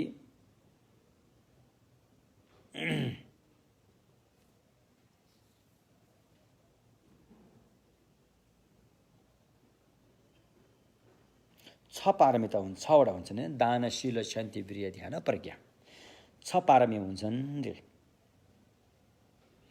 त्यसमध्ये अब सबभन्दा पहिला यहाँ हामी दानको बारेमा कुरा गर्नेछौँ। किन त दान किन पहिलो नम्बरमा आयो भन्दाखेरि व्यक्तिहरू चाहिँ यही चाहन्छन् रे। व्यक्तिहरू सुरुमा यही चाहन्छन्, के चाहन्छन्? शारीरिक सुख भोग गर्न चाहन्छन्, शारीरिक इन्द्रिय सुख भोग गर्न चाहन्छन्। शारीरिक इन्द्रिय सुख भोग कहाँबाट पाउँछ? धन सम्पत्तिबाट पाउँछ। धन सम्पत्तिको दिगो कहाँबाट पाउँछ? दानबाट पाउँछ। दान गरेर आएको पुण्यबाट, त्यस्तो पुण्यले सम्पन्न भएको व्यक्तिको हातमा धन सम्पत्ति रह्यो भने त्यो दिगो हुन्छ। उसले थोरै मेहनत गरेर धेरै सम्पत्ति पाउन सक्छ, किनकि दानको बलले। एउटा सानो उदाहरण, एकदम कन्जुसी धनी मान्छेको घरमा, एकदमै कन्जुसी धनी, तर ऊ धनी मान्छे रे, सम्पत्ति धेरै छ रे उसँग, ऊ आफू पनि खाँदैन, अरू पनि दिँदैन। त्यस्ताको कोखमा दानको अभ्यास गर्ने व्यक्ति त्यस्तोकोमा जन्म हुन्छ अरे। सानो उदाहरण, अब त्यो बाबुआमा त उनीहरू त त्यो धन सम्पत्तिको चाहिँ चौकीदार मात्रै हुन्, त्यो त सल्लकै त्यो बच्चाले पाउने भयो। त्यो बाबुआमाको कारणले पाएको होइन, त्यो उसको दानको पुण्यले पाएको हो। त्यो बुझ्नु भएन के? उसको दानको पुण्यले पाएको। थोरै मेहनतले धेरै सम्पत्ति पायो उसले। अब झन् उसले दान दिन्छ, फेरि त्यो पाएपछि झन् उसले दान दिन्छ, झन् बढ्दै जान्छ, झन् बढ्दै जान्छ। यति धेरै सम्पत्तिवान हुन्छ कि त्यो व्यक्ति, अनि त्यो सम्पत्तिले धेरै प्राणको हित गर्छ। दुःखी, असहाय, औषधि नपाएकोलाई औषधि, खाना नपाएकोलाई खाना, लाउन नपाएकोलाई लाउन, होइन, सिप नपाएकोलाई सिप सिकाउने, यस्तो अभ्यास गर्छ उसले ती सम्पत्तिहरूबाट। झन् दान बढ्दै जान्छ, झन् पुण्य बढ्दै जान्छ, झन् अगाडि बढ्छ। यस्तो गरेर अन्तिममा बुद्धत्व प्राप्त गर्छ उसले। त्यसैले भगवानले चाहिँ 6 पारमिता बताउनु भने पहिला दानलाई नै महत्त्व दिएर पहिलो स्थानमा दानमा किन राख्नु भएको भन्दाखेरि मान्छेहरू सबभन्दा पहिला त्यसैले मन पराउँछन्। मान्छेहरू बढी केमा मन पराउँछ? इन्द्रिय सुख भोग गर्न मन पराउँछ। इन्द्रिय सुख भोग चाहिँ धन सम्पत्तिबाट प्राप्त हुन्छ। धन सम्पत्तिको दिगो थोरै मेहनत गरेर धेरै प्राप्त गर्ने चाहिँ दानबाट प्राप्त हुन्छ। दान गरेको बापत पाएको पुण्य, त्यसलाई चाहे तपाईँ त्यसलाई सह भने पनि भन्नुहोस्, चाहे तपाईँ त्यसलाई सगुण भने पनि भन्नुहोस्, अनि त्यो पुण्यबाट चाहिँ अनि तपाईँलाई दानबाट आएको चाहिँ धन सम्पत्ति दिगो हुन्छ। त्यसैले भगवानले पहिला के भन्नुभयो त? 6 पारमिता मध्ये दाना पारमिता भन्नुभयो। म सानो उदाहरण दिन्छु। बौद्धमा तिनचुरी भन्ने ठाउँ छ, त्यहाँ एउटा अन्तर्राष्ट्रिय बौद्ध प्रतिष्ठान भन्ने छ। त्यो हाम्रो कल्याण मित्र खेम्पा आपे भन्नेले चाहिँ बनाउनु भएको हो। त्यो बौद्ध प्रतिष्ठानमा चाहिँ विशेष गरेर गृहस्थीहरूलाई चाहिँ बौद्ध धर्मको अध्ययन र अध्यापन त्यहाँ गराइन्छ। स्वदेशी विदेशी सबैले गराइन्छ। त्यहाँ पढाउने शिक्षकहरू पनि हार्वर्डबाट, ठुल्ठुला विश्वविद्यालयहरूबाट त्यहाँ आउने गर्दछन्। त्यहाँको सुविधा, त्यहाँभित्र तपाईँ बसेपछि तपाईँ काठमाडौँमा नेपालमा बसे जस्तो महसुस हुँदैन। त्यहाँ काहीँ विदेशमा एकदमै सम्पन्न ठुल्ठुलो विश्वविद्यालयमा बसे जस्तो तपाईँले महसुस हुन्छ। त्यहाँको सुविधा, त्यहाँको हावभाव त्यो देखिन्छ त्यहाँ। अनि एकजना धर्ममित्रले आएर उहाँ कल्याण मित्र गुरुसँग सोध्नुभयो, होइन भगवान बुद्धले त यस्तो चिजहरूमा प्रयोग नगर्नु, सिम्पल जीवन यापन गर्नु भन्नुभएको छ, यहाँ त फेरि यस्तो फेरि भौतिक सुविधाहरूले सम्पन्न रहेछ नि त यो भनेर सोध्यो। त्यति बेला म पनि त्यहीँ थिएँ। अनि उहाँले के भन्नुभयो कल्याण मित्रले? सुरुमा जसलाई जे मनपर्छ त्यही दिनुपर्छ भन्नुभयो। मान्छे ज्ञानको बाटोमा देखाउनको लागि जसलाई जे मनपर्छ, जे भाषा प्रयोग गर्छ उसलाई त्यहीबाट सुरुवात गर्नुपर्छ अरे। मान्छेलाई के मनपर्छ? सुख, शारीरिक सुख सुविधा मनपर्छ होइन, राम्रो ठाउँ फुलबारीहरू मनपर्छ, सम्पन्न भएको भोजनहरू मनपर्छ, उसलाई त्यही दिनुपर्छ अरे। त्यो नदियो भने त्यो आउँदैन नि फेरि। अनि त्यसलाई त्यो बाद दिएर त्यसलाई बिस्तारै तालिम दिँदै ल्याएपछि एक दिन उसले त्यो सबै छोडेर जान्छ अरे फेरि। त्यसैले चाहिँ भगवानको मार्ग भनेको त्यस्तो हो। यसलाई भनिन्छ स्किलफुल मिन्स उपाय कौशल। उपाय कौशल। एउटा घटना छ,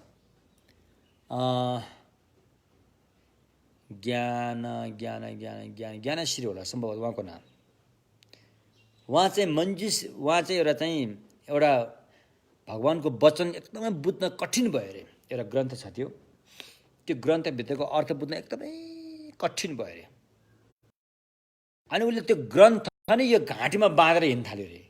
काहीँ कोही विद्वान भेट्यो भने सोधिहालौँ कि भनेर। ऊ आफै ठुलो विद्वान पण्डित हो फेरि, तर त्यो अर्थ बुझ्न सकिरहेको छैन उसले। अनि कसै भनिन्छ यो चाहिँ मञ्जुश्री भन्नेले मात्रै बताउन सक्नुहुन्छ भनिन्छ अरे। मञ्जुश्री भन्नेले मात्रै बताउन सक्नुहुन्छ भनिन्छ अरे। त्यति बेला के थियो, मञ्जुश्री चाहिँ कहाँ बस्नुहुन्थ्यो? चाइनामा पञ्चशीर्ष पर्वत भन्ने ठाउँमा चाहिँ बस्नुहुन्थ्यो भन्ने कुरा छ नि त। अहिले मञ्जुश्री बस्ने ठाउँ चाहिँ चाइनाको, अब अहिलेको चाइनिज भाषामा ओतेन्साई भनिन्छ, ओतेन्साई हो। त्यहाँ चाहिँ मञ्जुश्री भगवान चाहिँ त्यहाँ बस्नुहुन्छ भन्ने कुरा उसले सुनेछ। अनि ऊ इन्डियादेखि त्यो ठाउँमा जानलाई पैदल हिँड्दै आएर नेपाल आइपुगेछ। धेरै कठिन भयो उसलाई। त्यो किताब पनि घाँटीमा बाँधेर बोकेको छ। धेरै कठिन भएको थियो। मञ्जुश्रीले चाल पाउनु भएछ अरे। फलाना व्यक्ति त्यो अर्थ नबुझेर त्यो अर्थ बुझ्नको लागि अनि इन्डियादेखि चाहिँ ऊ चाइना आउँदैछ भन्ने कुरा चाहिँ मञ्जुश्रीले चाल पाउनु भएछ अरे। बिचारा भने दया पनि लागेछ अरे उहाँलाई। अनि मञ्जुश्रीले स्वयं एउटा किसानको रूप धारण गरेर नेपाल आउनु भएछ अरे। हेर्नुहोस् यो कुरा, मञ्जुश्री स्वयं किसानको रूप धारण गरेर नेपाल आउनु भएछ अरे। नेपालमा आएर एउटा चाहिँ किसानको रूप धारण गरेर खेतीबाली भएको, अनि श्रीमती पनि भएको, एउटा सानो घर झुप्रो घर पनि भएको चाहिँ त्यहाँ त्यस्तो एउटा चाहिँ लीला चाहिँ त्यो व्यक्तिलाई देखाउनको लागि त्यसै गरेर बस्नु भएछ अरे काठमाडौँमा। अनि त्यो व्यक्ति चाहिँ अनि हिँड्दा ऊ त त्यो व्यक्ति फेरि भिक्षु अरे फेरि। भिक्षु भएपछि त 12 बजेपछि खाना खाने चलन थिएन। अब अहिले त सबैले यो पालन गर्छन् भन्नु सक्दैन। पहिला त 12 बजेपछि भोजन गर्दैनन्। अनि त्यसपछि त्यो व्यक्ति घुम्दै ठ्याक्कै त्यो किसानको घरमा आइपुगेछ अरे बाटोमा। किसान चाहिँ उता गोरु जोतेर आएको, घरमा एउटा कुकुर पनि रहेछ अरे, अनि खाना पनि पकाएको रहेछ अरे। अनि त्यहाँबाट उहाँ पनि त्यहाँ त्यो जुन ज्ञानको खोजीमा हिँडाएछ, ठुलो पण्डित हो, एकदम विद्वान व्यक्ति हो, भिक्षु पनि हो। त्यहाँ आएपछि अनि यहाँ यस्तो बाटो कहाँ कसो भन्दाखेरि बाटो त यतै हो, यतैबाट जाने हो। अब 12 पनि बज्न लागिसक्यो, तपाईँको भोजमा भिक्षु रहेछ, भोजन खाने टाइम पनि जान लागिसकेको छ। अब तपाईँ यहाँबाट गएर अब राति बास बस्ने ठाउँ पनि टाढै छ, तपाईँ पुग्न गाह्रै होला। त्यस कारण आज राति तपाईँ यहीँ बस्नुहोस्, अनि भोलि जानु भनेर ल हुन्छ भनेर अनि त्यो भिक्षु पनि त्यहाँ बस्यो। तुरन्त त्यो किताब खोलेर फेरि पढ्न थालिहाल्यो। कुन चाहिँ उसले आएर त्यो हेरिरहेको छ त्यो किताब, उसलाई एकदमै त्यो दिमागै भइरहेको छ, उसले गाह्रो भइरहेको छ कि यो अर्थ मैले किन बुझिनँ भनेर। यत्रो म विद्वान व्यक्ति किन यसको अर्थ बुझिसकिरहेको छैन भनेर फेरि खोल्दै हेरिरहेको छ। जब खाना खाने बेला आयो अनि त्यो किसान जो मञ्जुश्री स्वयं मञ्जुश्री हुनु त किसानको रूप धारण गरेर, अनि अर्को एउटा केटी पनि छ श्रीमतीको रूप धारण गरेर, एउटा कुकुर पनि छ। अनि खाना पकाइसकेपछि त्यो खाना चाहिँ पहिला कसले दियो अरे? कुकुरलाई खाना दियो अरे पहिला। हेर्नुहोस् है त्यहाँ पहिले त्यो खाना कुकुरलाई खाना दियो अरे। कुकुरले टन्नै खाइसकेपछि अझै खानेछ कुकुरले। खाना ओभर भएर कुकुरले भमिट गर्यो अरे, कुकुरले छाड्यो अरे। हो त्यो कुकुरले छाडेको खाना चाहिँ 3 भाग लाग्यो अरे उहाँले है। एउटा किसानलाई, एउटा त्यो भिक्षुलाई, एउटा अनि त्यो किसानको श्रीमतीलाई 3 भाग लगाएर दिँदाखेरि त भिक्षुले त खाना भनेर म त्यस्तो खाना खाँदैन भनेर, म त्यस्तो खाना खान सक्दिनँ भनेर। अनि त्यो किसानले भनेर आफ्नो श्रीमतीलाई, ए उहाँले खाने अर्कै हो क्या, उहाँले खाने खालको खाना ल्याएर देऊ त, भनेपछि अर्कै खाना खोजेर ल्याएर त्यो भिक्षुले खान दिन्छ। त्यो किसान उसले चाहिँ त्यही खाना खानु, त्यो कुकुरले भमिट गरेर खान्छ, आरामसँग खान्छ उनीहरूले। त्यहाँ कुनै पनि घृणाहरू भएको वा महसुस भएको त्यहाँ देखिन्न, खान्छ। त्यो भिक्षुलाई अचम्म लाग्छ, यो परिवार त अचम्मै रहेछ जस्तो लाग्छ। म यत्रो वर्ष भिक्षु भएँ, मैले यो फोहोर यो सफा भन्ने कल्पनाधरि मैले हटाउन सकेको छैन। म त यिनीहरू भन्दा कति कमजोर रहेछु है, मेरो अभ्यास त निकै तल पो रहेछ है भने उसलाई अलिकति आत्मग्लानी पनि हुन्छ भिक्षुलाई। अनि बेलुका भई फेरि उसले त्यो पल्टायो, फेरि त्यो किताब पल्टाएर हेर्दैछ। जब हेर्दै हेर्दैको जहाँनिर त्यो अर्थ बुझिरहेको छ ऊ त्यहाँ अड्किन्छ फेरि। अनि उसको अनुहारै कालो भएर आउँछ, अनुहारै अँध्यारो भएर आउँछ, अर्थ बुझ्न नि त। अनि त्यो किसानको श्रीमतीले उसको अनुहार अँध्यारो हुँदाखेरि चाहिँ मुसु मुसु मुसु हाँस्छ। अनि त्यो भिक्षुले किन हाँस्यौ तिमी भन्दाखेरि, तिमीले यसो अर्थ आउँछ, कति गाह्रो अर्थ छ यहाँ, यो अर्थ नबुझेर म कहाँबाट कहाँ आइरहेको छु, म कहाँ जान चाहिरहेको छु भन्दाखेरि मलाई त्यहाँ आउँदैन, मेरो बुढालाई चाहिँ आउँछ भनेछ उसले। हेर्नुहोस् है त्यहाँ त्यो श्रीमती, मलाई चाहिँ आउँदैन मेरो बुढालाई चाहिँ आउँछ भनेछ अरे। अन्त भिक्षु त छक्कै पऱ्यो। अनि उसको बुढाले बोलाएर आएर ल मलाई यसको अर्थ तपाईँलाई आउँछ भने मलाई भनिदिनु पऱ्यो भनेपछि उहाँले अब यसको अर्थ लिनलाई चाहिँ तिमीले मलाई गुरु थाप्नुपर्छ भन्नुभयो अरे। अब कहाँ पण्डित त्यस्तो ठुलो विद्वान व्यक्ति होइन, अब भिक्षु वा विद्वान व्यक्ति, त्यो जब एउटा किसानको रूप हुन्छ, मन्जुश्री हो नि त, उसले थाहा छैन नि त। जब एउटा किसानको भएर पछि मान्छे उसलाई गुरु थाप्नु पऱ्यो ल। अनि त्यो भिक्षुले मानेन, होइन मैले गुरु त थुप्रै थापिसकेको छु पहिले भनेर। अनि किसानले भने मबाट ज्ञान सिक्नु हो भने मलाई नै गुरु थाप्नुपर्छ। भाउ त जबरजस्ती भन्दैन उसले, मलाई गुरु नथापिकन म तँलाई यो भन्दिनँ, त कहाँ जान्छ त जा सिकेर आइज, मबाट सिक्नु हो भने मलाई गुरु थाप्नै पर्छ भनेपछि अनि उसलाई गुरु थापिसकेपछि बल्ल उसले देख्यो ऊ त मन्जुश्री रहेछ ल, भगवान् मन्जुश्री, बुद्धिस्ट मन्जुश्री। अनि उहाँबाट उसले यो ज्ञान पाएको रे। त्यसकारण यो के अरे धम्मदान भनेको चाहिँ ठुलो दान रहेछ। धम्मदान भनेको चाहिँ ठुलो दान रहेछ होइन। जतिसुकै विद्वान भए तापनि धम्मको गुदी भेट्न गाह्रो रहेछ। विद्वान मात्रै भएर नपुग्दो रहेछ। जबसम्म हामी सही ढङ्गसँग त्यहाँ हिँड्दैनौँ, त्यसको स्वाद लिँदैनौँ, तबसम्म त्यसको हामीले जानकारी हुँदैन।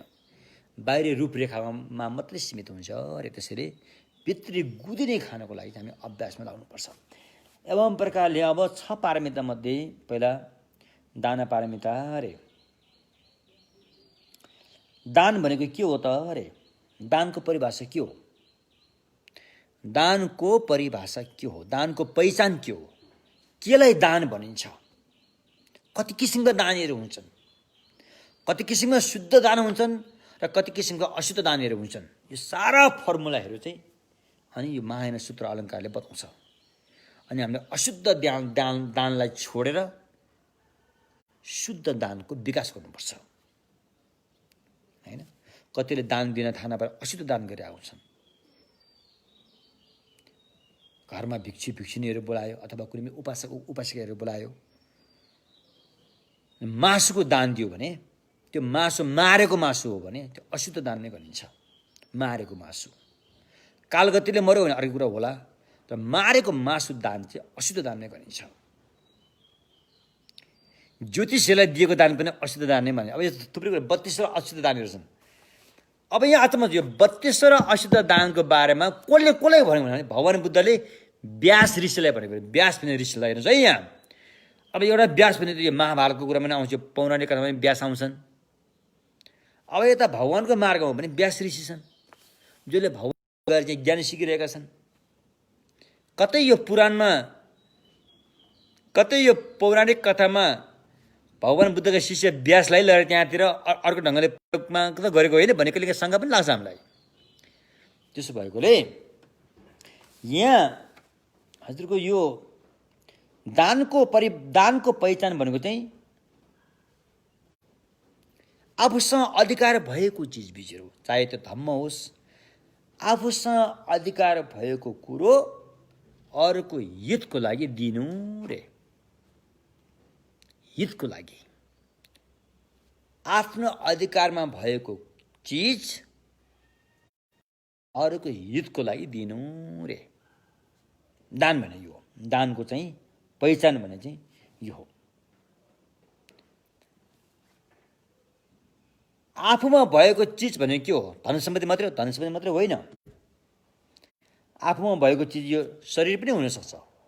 शरीर दान दिँदा शरीर पनि हुनसक्छ। आफूसँग भएको चिज ज्ञान, ज्ञानको दान पनि हुनसक्छ। आफ्नो अधिकारमा भएको आफ्नो श्रीमान, आफ्नो श्रीमतीलाई, यदि श्रीमानलाई नै दान दिनु पर्यो भने, श्रीमतीलाई पनि दान दिनु पर्यो भने अनुमति लिएर पनि दान दिनु मिल्छ। छोराछोरीले अरूको हितको लागि दान दिनु पर्यो भने उसको अनुमति लिएर छोराछोरी पनि दान दिने मिल्छ।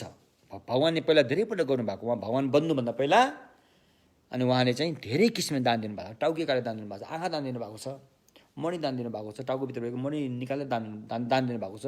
जुन ठाउँ अहिले यहीँ छ, नेपालमा मणिचुर भन्ने ठाउँ छ। आफ्नो शरीरै काटेर दान दिनुभएको छ। जहाँ अब नमोबुद्ध भगवान् भनिन्छ, यहीँ अब काभ्रेमा पर्छ नमोबुद्ध होइन। छोराछोरी पनि दान दिनुभएको छ, जहाँ अहिले विश्वन्त राजकुमारको जातकमा छ। श्रीमतीको मागेर श्रीमतीले पनि दान दिनुभएको छ विश्वन्त राजकुमारले। आफ्नो आँखै दान दिनुभएको छ विश्वन्त राजकुमारले। त्यसकारण आफूसँग भएको चिज भन्नासाथ के धन सम्पत्ति हुनुपर्छ भन्ने छैन। आफूसँग आफ्नो अधिकारमा भएको कुरोलाई अरूको हितको लागि दान दिनु रे। यो दानको पहिचान हो, दानको लक्षण हो। एवं प्रकारले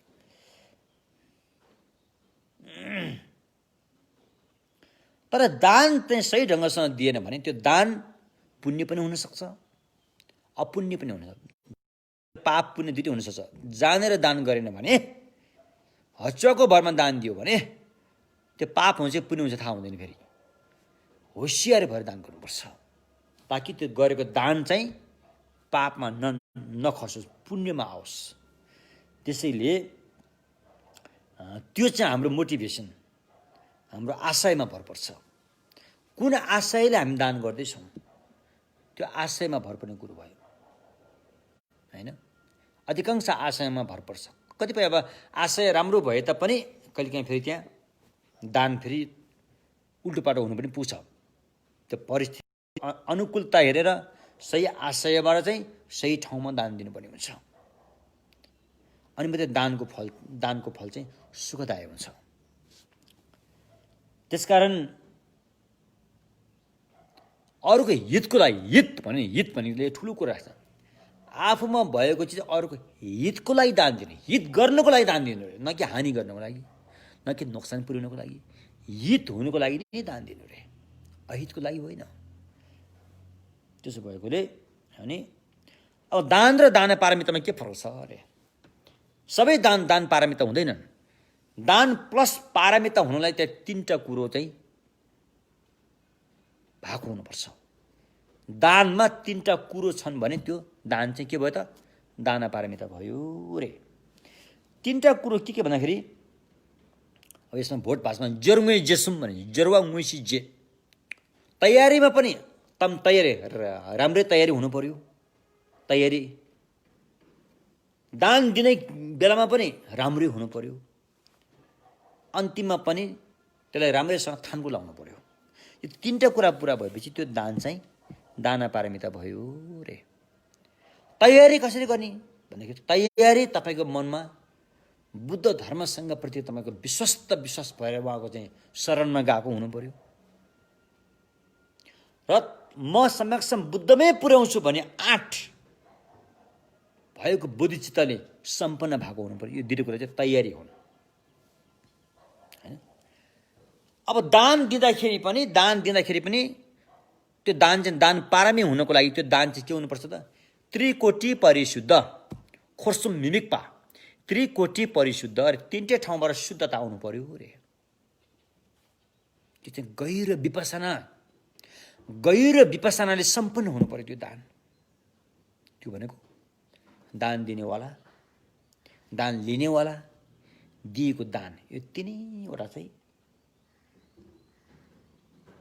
अनात्मा छन् है भनेर अनात्माको भावनामा कायम रहेर अनि दान दिने हो। बुझ्नु भने के तिनैवटा चाहिँ अनात्मा छन् रे। यहाँ म मेरो भन्ने के पनि छैन रे। यहाँ म मेरो भन्ने के पनि छैन। त्यस्तोमा कायम रहेर दान दिने। दान दिइसकेपछि त्यहाँ तपाईँले पुण्य प्राप्ति गर्यो। पाएको पुण्यलाई थानको लाउनको लागि परिणाम नगर्ने। मैले दान दिएको यो पुण्यले अरू केहीको लागि पनि होइन, मात्र सम्मासम बुद्ध हो। त्यो कसको लागि? त्यो अरूको हितको लागि। दान दिएको पुण्य सम्मासम बुद्ध पाउनु लागि हो। सम्मासम बुद्ध के को लागि? अरूको हितको लागि हो। यसरी चाहिँ पुण्यलाई ngoवा परिणाम नै गरिदिने। यति भएपछि त्यो दान चाहिँ के भयो त? दान पारमिता भन्ने अर्थ लाग्छ। अन्यथा दान मात्रै गरेर दान पारमिता हुँदैन। पुण्य त पाइन्छ, दान गरेको पुण्य त पाइन्छ, तर त्यो दानको फल चाहिँ कहाँ पुगेर पाक्छ भन्न सकिँदैन। अनि हामीले दान पुण्य गरेको यो पुण्य चाहिँ बुद्ध भूमिमै पुग्नुको लागि चाहिँ यो त्रिकोटी परिशुद्ध दान हुनुपर्छ। दानमा त्रिकोटी परिशुद्धता आएपछि मात्रै त्यो दान चाहिँ के हुन्छ त?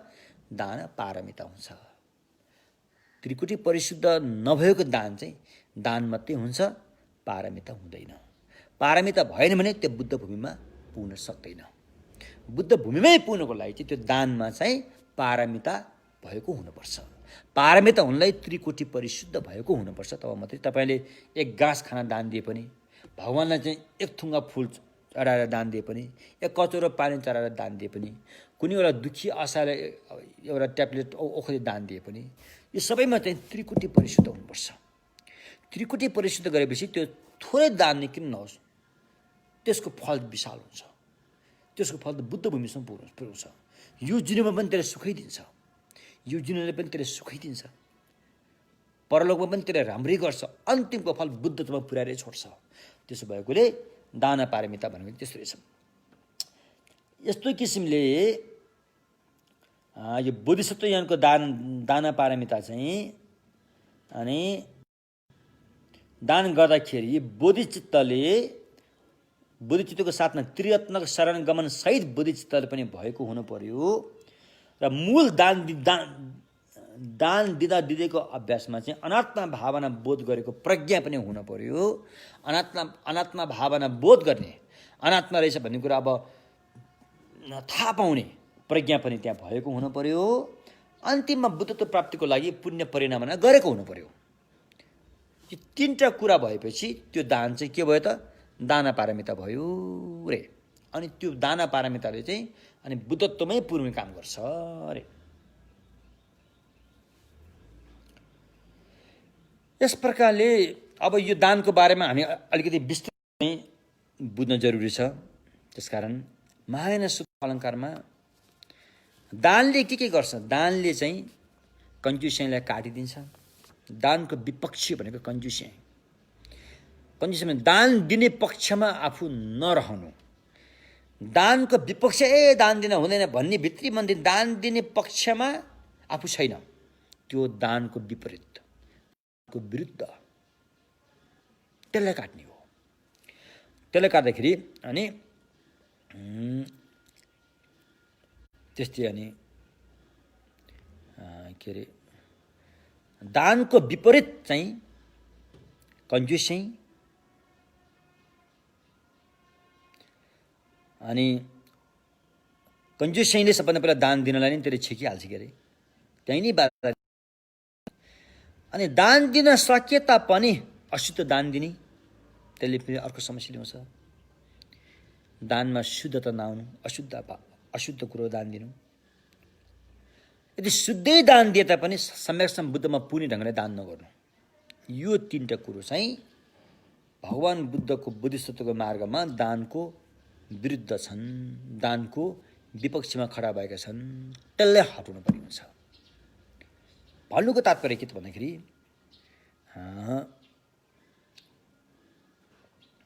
सबभन्दा पहिला शुद्ध दान दियो। शुद्ध दान भनेको चाहिँ केलाई भनिन्छ भन्दाखेरि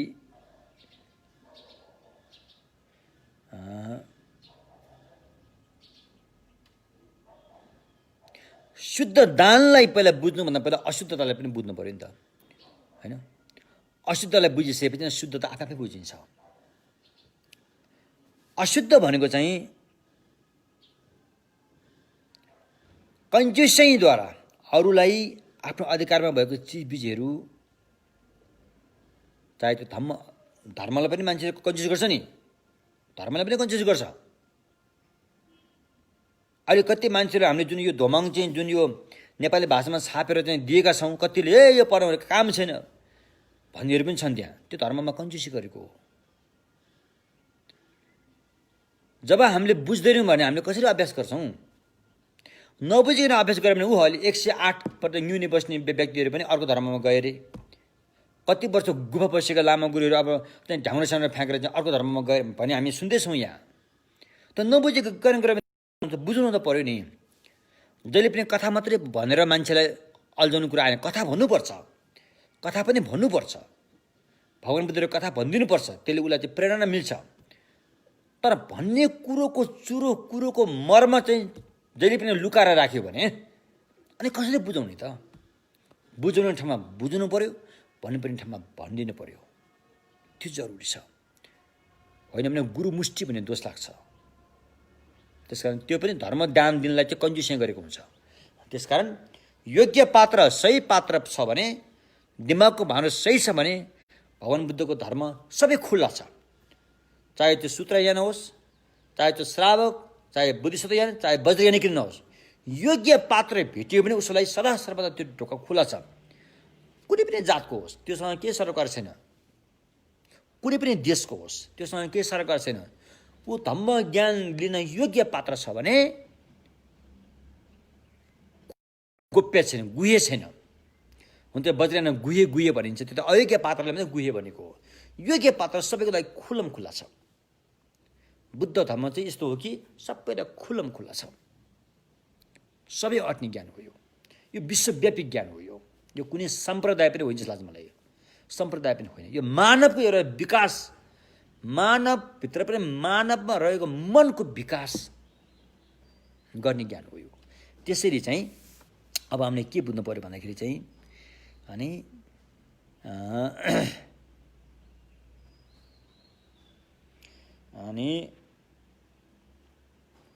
दानको प्रतिपक्ष चाहिँ कन्जुसै नै हो। कन्जुसै भने के हो त? दान दिन हुन भन्ने पक्ष लिनु, दान दिन हुँदैन भनेर त्यो पक्ष लिइरहनु चाहिँ कन्जुसै हो। तपाईँसँग दान दिने चिज केही छैन, तर तपाईँले दानको पक्ष, दान दिन पर्छ पक्षमा तपाईँ अडिग हुनुहुन्छ भने तपाईँको दान भइरहेको हुन्छ। दिनैपर्छ भन्ने पनि छैन।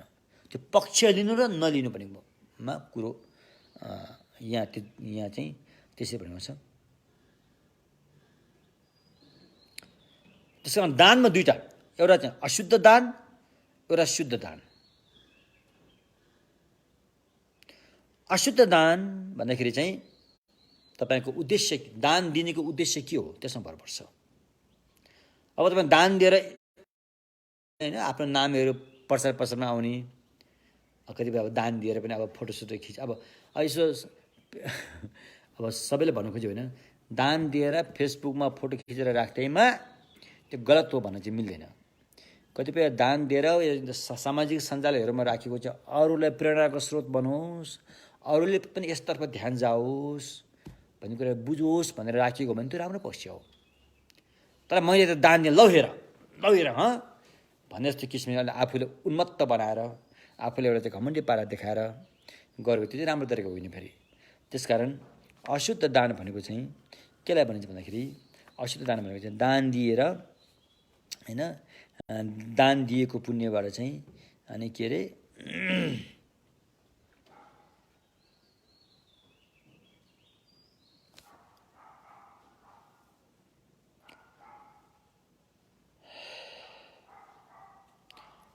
यसै जुनीको लागि यसको फल भोग्नु पाओस् भन्ने आशा राखेर, मरेपछि दान दिएको पुण्यले म धनी हुन पाओस् भन्ने आशा राखेर यसरी दिएका दानलाई चाहिँ शुद्ध मानिँदैन। भगवानले सिकाएको दान चाहिँ यो होइन। भगवानले हामीलाई सिकाउन खोज्नु भएको दान चाहिँ यो होइन। अनि अर्को एउटा दान छ फेरि श्रावक ज्ञान। प्रत्येक बुद्ध श्रावक ज्ञानले गरेर गर्ने अभ्यासको दानको अभ्यास प्रत्येक बुद्धको मार्गमा लागेका व्यक्तिले गर्ने दानको अभ्यास अनि बोधिसत्व यानमा लागेको व्यक्तिले गर्ने दानको अभ्यास, यी दानहरू चाहिँ शुद्ध दान हुन्छन्, हैन?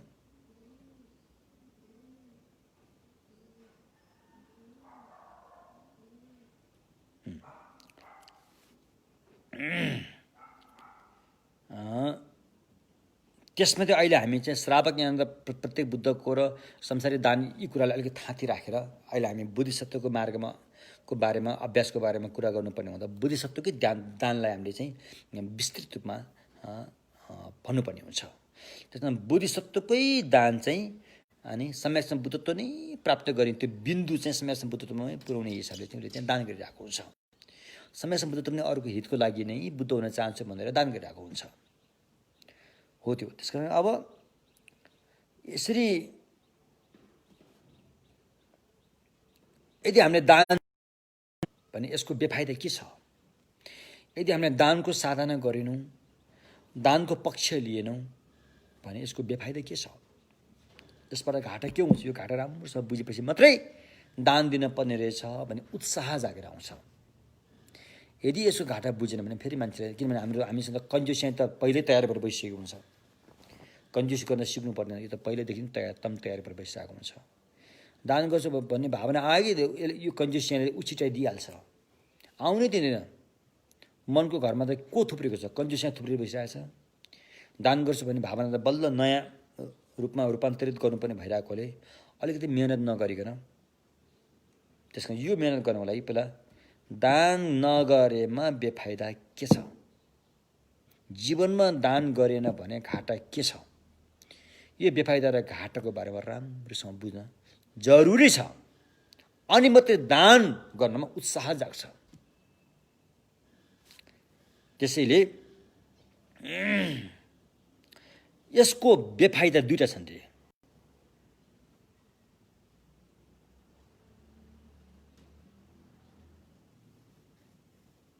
दान नगरेको बेफाइदा, दान गरेको फाइदा। बेफाइदा भन्दाखेरि दान भन्ने पनि एउटा काम हो, क्रिया काम हो। दान गर्ने काम हो। दान पनि एउटा कर्म हो।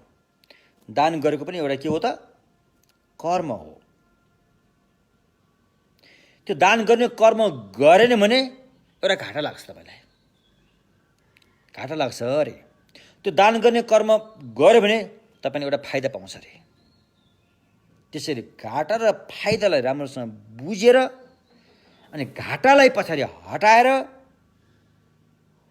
हटाउन सकिन्छ, किन फाइदा उहाँ कुरेर बसिरहेको छ तपाईँलाई। दानको फाइदा कुरेर बसिरहेको भएकोले जबसम्म त्यो घाटा हटाइन त्यो फाइदा तपाईँले पाउन सक्दैन। त्यो फाइदा पाउनुको लागि यो घाटालाई पहिला हटाउनुपर्छ। दान नगरेबाट हुने घाटालाई चाहिँ बेफाइदालाई पहिला हटाउनुपर्छ।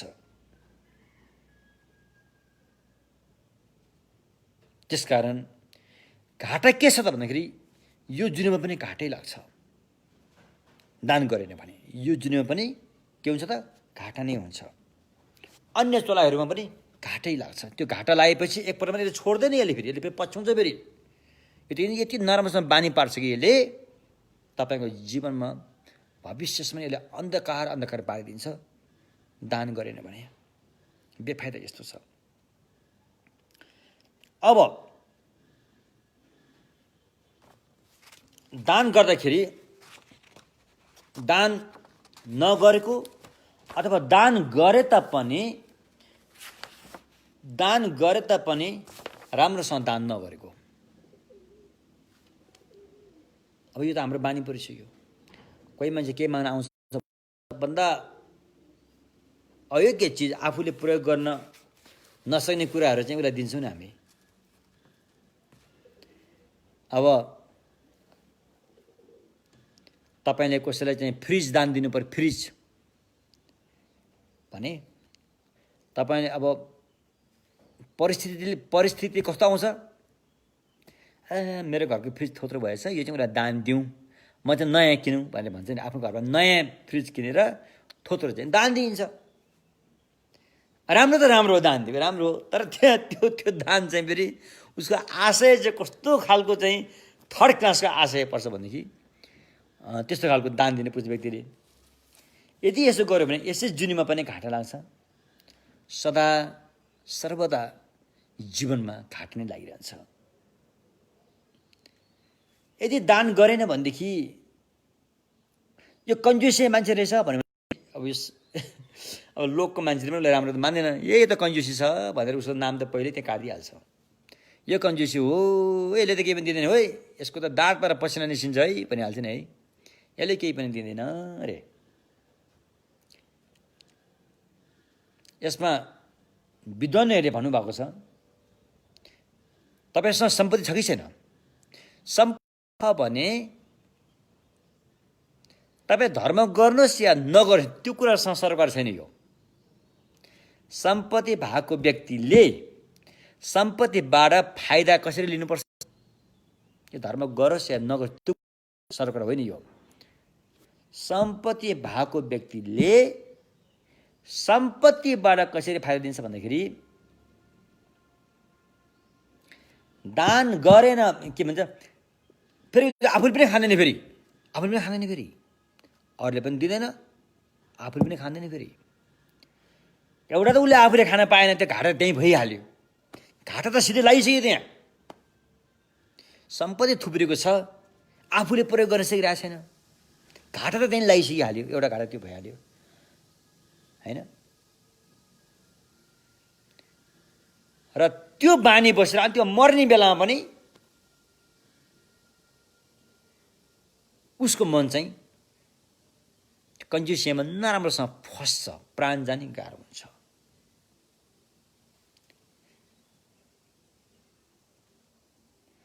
यदि आफूसँग भएको श्री सम्पत्तिहरू आफूले पनि प्रयोग गरेनौँ भने या अरूलाई पनि हामीले यसबाट सहयोग गरेनौँ भने त्यो व्यक्ति मुसो जस्तो हुन्छ। मुसो मुसो मुसो ढाडे बिरालोहरूले एउटा मुसालाई ढाडे ढाडे ठुल्ठुलो बिरालाहरूले घेरेर बस्यो भने त्यो मुसोलाई सन्चो हुन्छ त? सन्चो हुँदैन। त्यस्तै कन्जुसी व्यक्ति धन सम्पत्ति धेरै भए तापनि ऊ मुसो सरा हुन्छ। उसको सम्पत्तिमा 10 ठाउँबाट आँखा लगाइरहेको हुन्छन्, खाउँ कि भनेर आँखा लगाइरहेको हुन्छन्। अनि त्यो व्यक्तिलाई कसरी सन्चो होस् त? अब त्यसकारण सम्पत्तिलाई हामीले सही ढङ्गसँग सदुपयोग गर्न सक्नुपर्छ।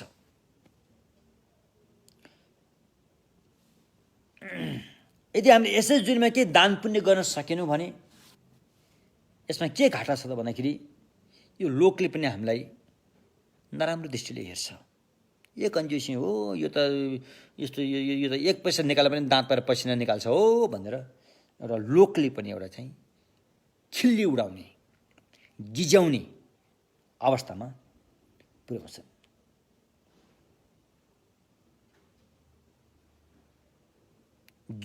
कसले गिज्याउँछ? जो व्यक्ति दानवीर छन्, दान दिनेवाला छ, उसको अगाडि त्यो दान नदिने व्यक्ति त उसले गरिबको रूपमा हेर्छ। ए सक्दैन, योसँग भएर पनि नभए सर हो, यसले के गर्न सक्दैन भनेर चाहिँ दानवीरको अगाडि उसको कुनै इज्जत हुँदैन।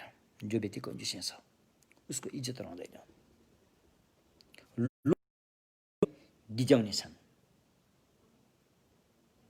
नागार्जुन भन्ने एकजना बौद्ध विद्वान, उहाँले चाहिँ यदि तिमीसँग सम्पत्ति थुप्रै छ तिमीले उपभोग गर न, कमसेकम अर्को चोला जेसी हो त्यो टाढा कुरा हो।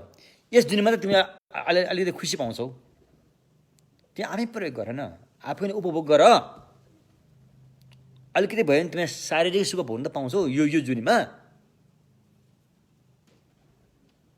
भनेर चाहिँ नागार्जुन गुरुले चाहिँ यस्तो भन्नुभएको रहेछ।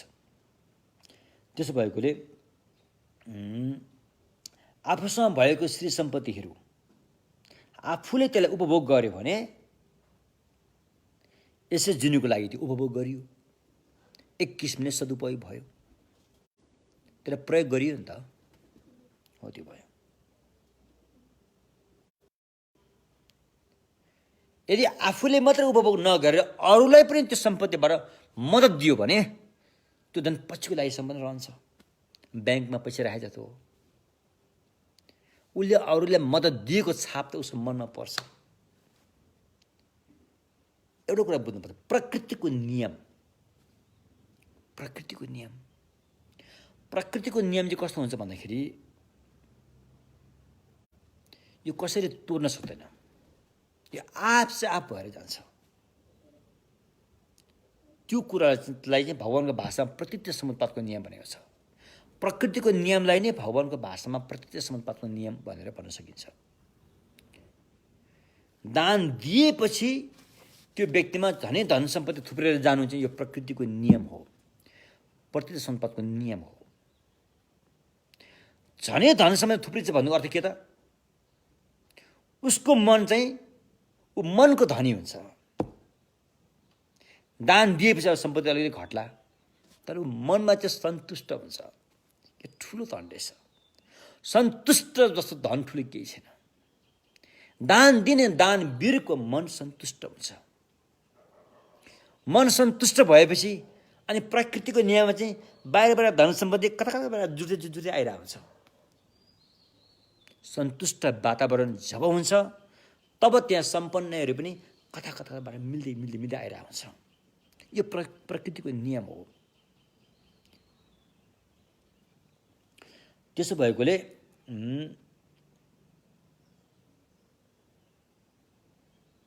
सम्पत्तिबाट हामीले फाइदा लिने दुईटा कुराबाट छन्। सम्पत्तिबाट हामीले फाइदा कसरी लिन सकिन्छ? यसमा प्रयोग गरेर पनि अब शारीरिक सुखहरू भोग गर्न सकियो, उपभोग गर्न सकियो, हैन? या त हामीले अरूलाई, हाम्रो सम्पत्ति अरूलाई दियो भने त्यो पनि खेर जान्दैन। अरूलाई दिएको मद्दतबाट त त्यहीँबाटै चाहिँ सुरु भइहाल्छ दानको फल। तपाईले दिएको खुसीका साथ अरूलाई दिएको चिज अरूले उपभोग गर्दाखेरि त्यसमा तपाईँ खुसी हुन साथै दानको फल पाउन सुरु भइसक्यो।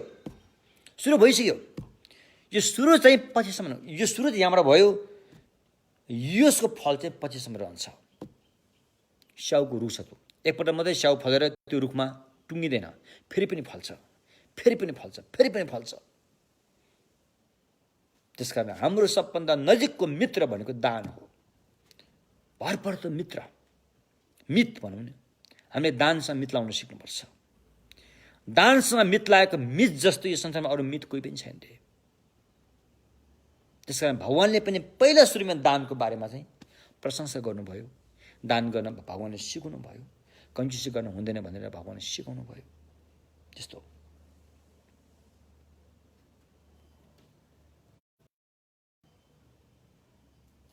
यदि यसो गर्न सक्नु भएन भने त्यो सम्पत्ति तपाईँको लागि घाँडो हुन्छ।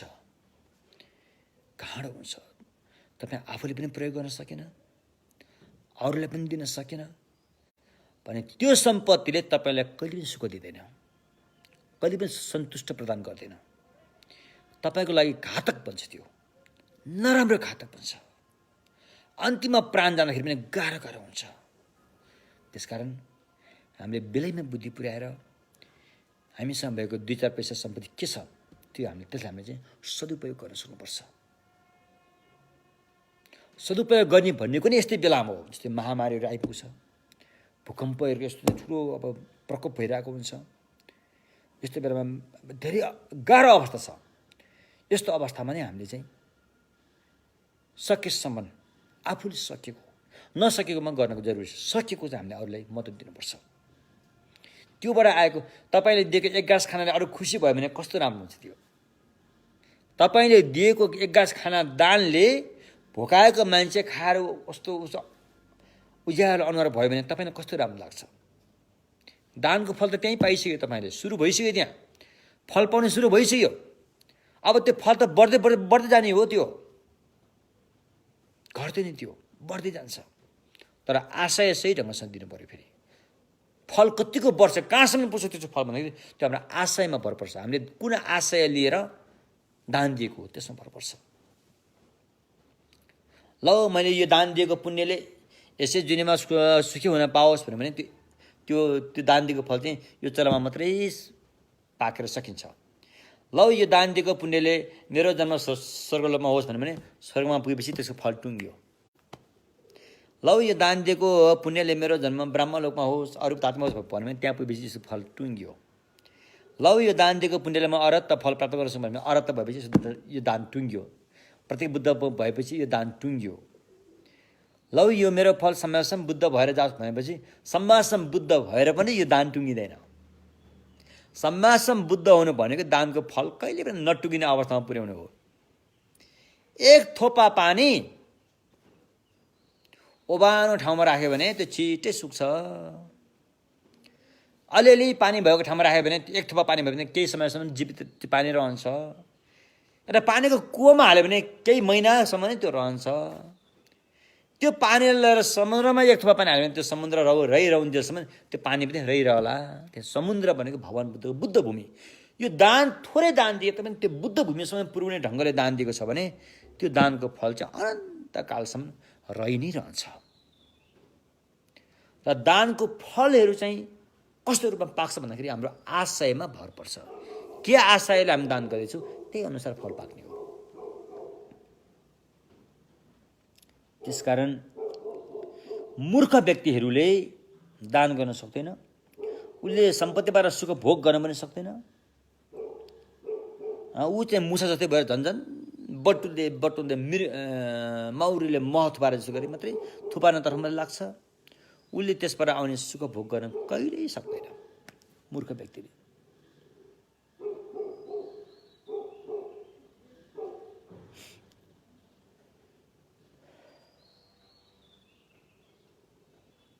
एवं प्रकारले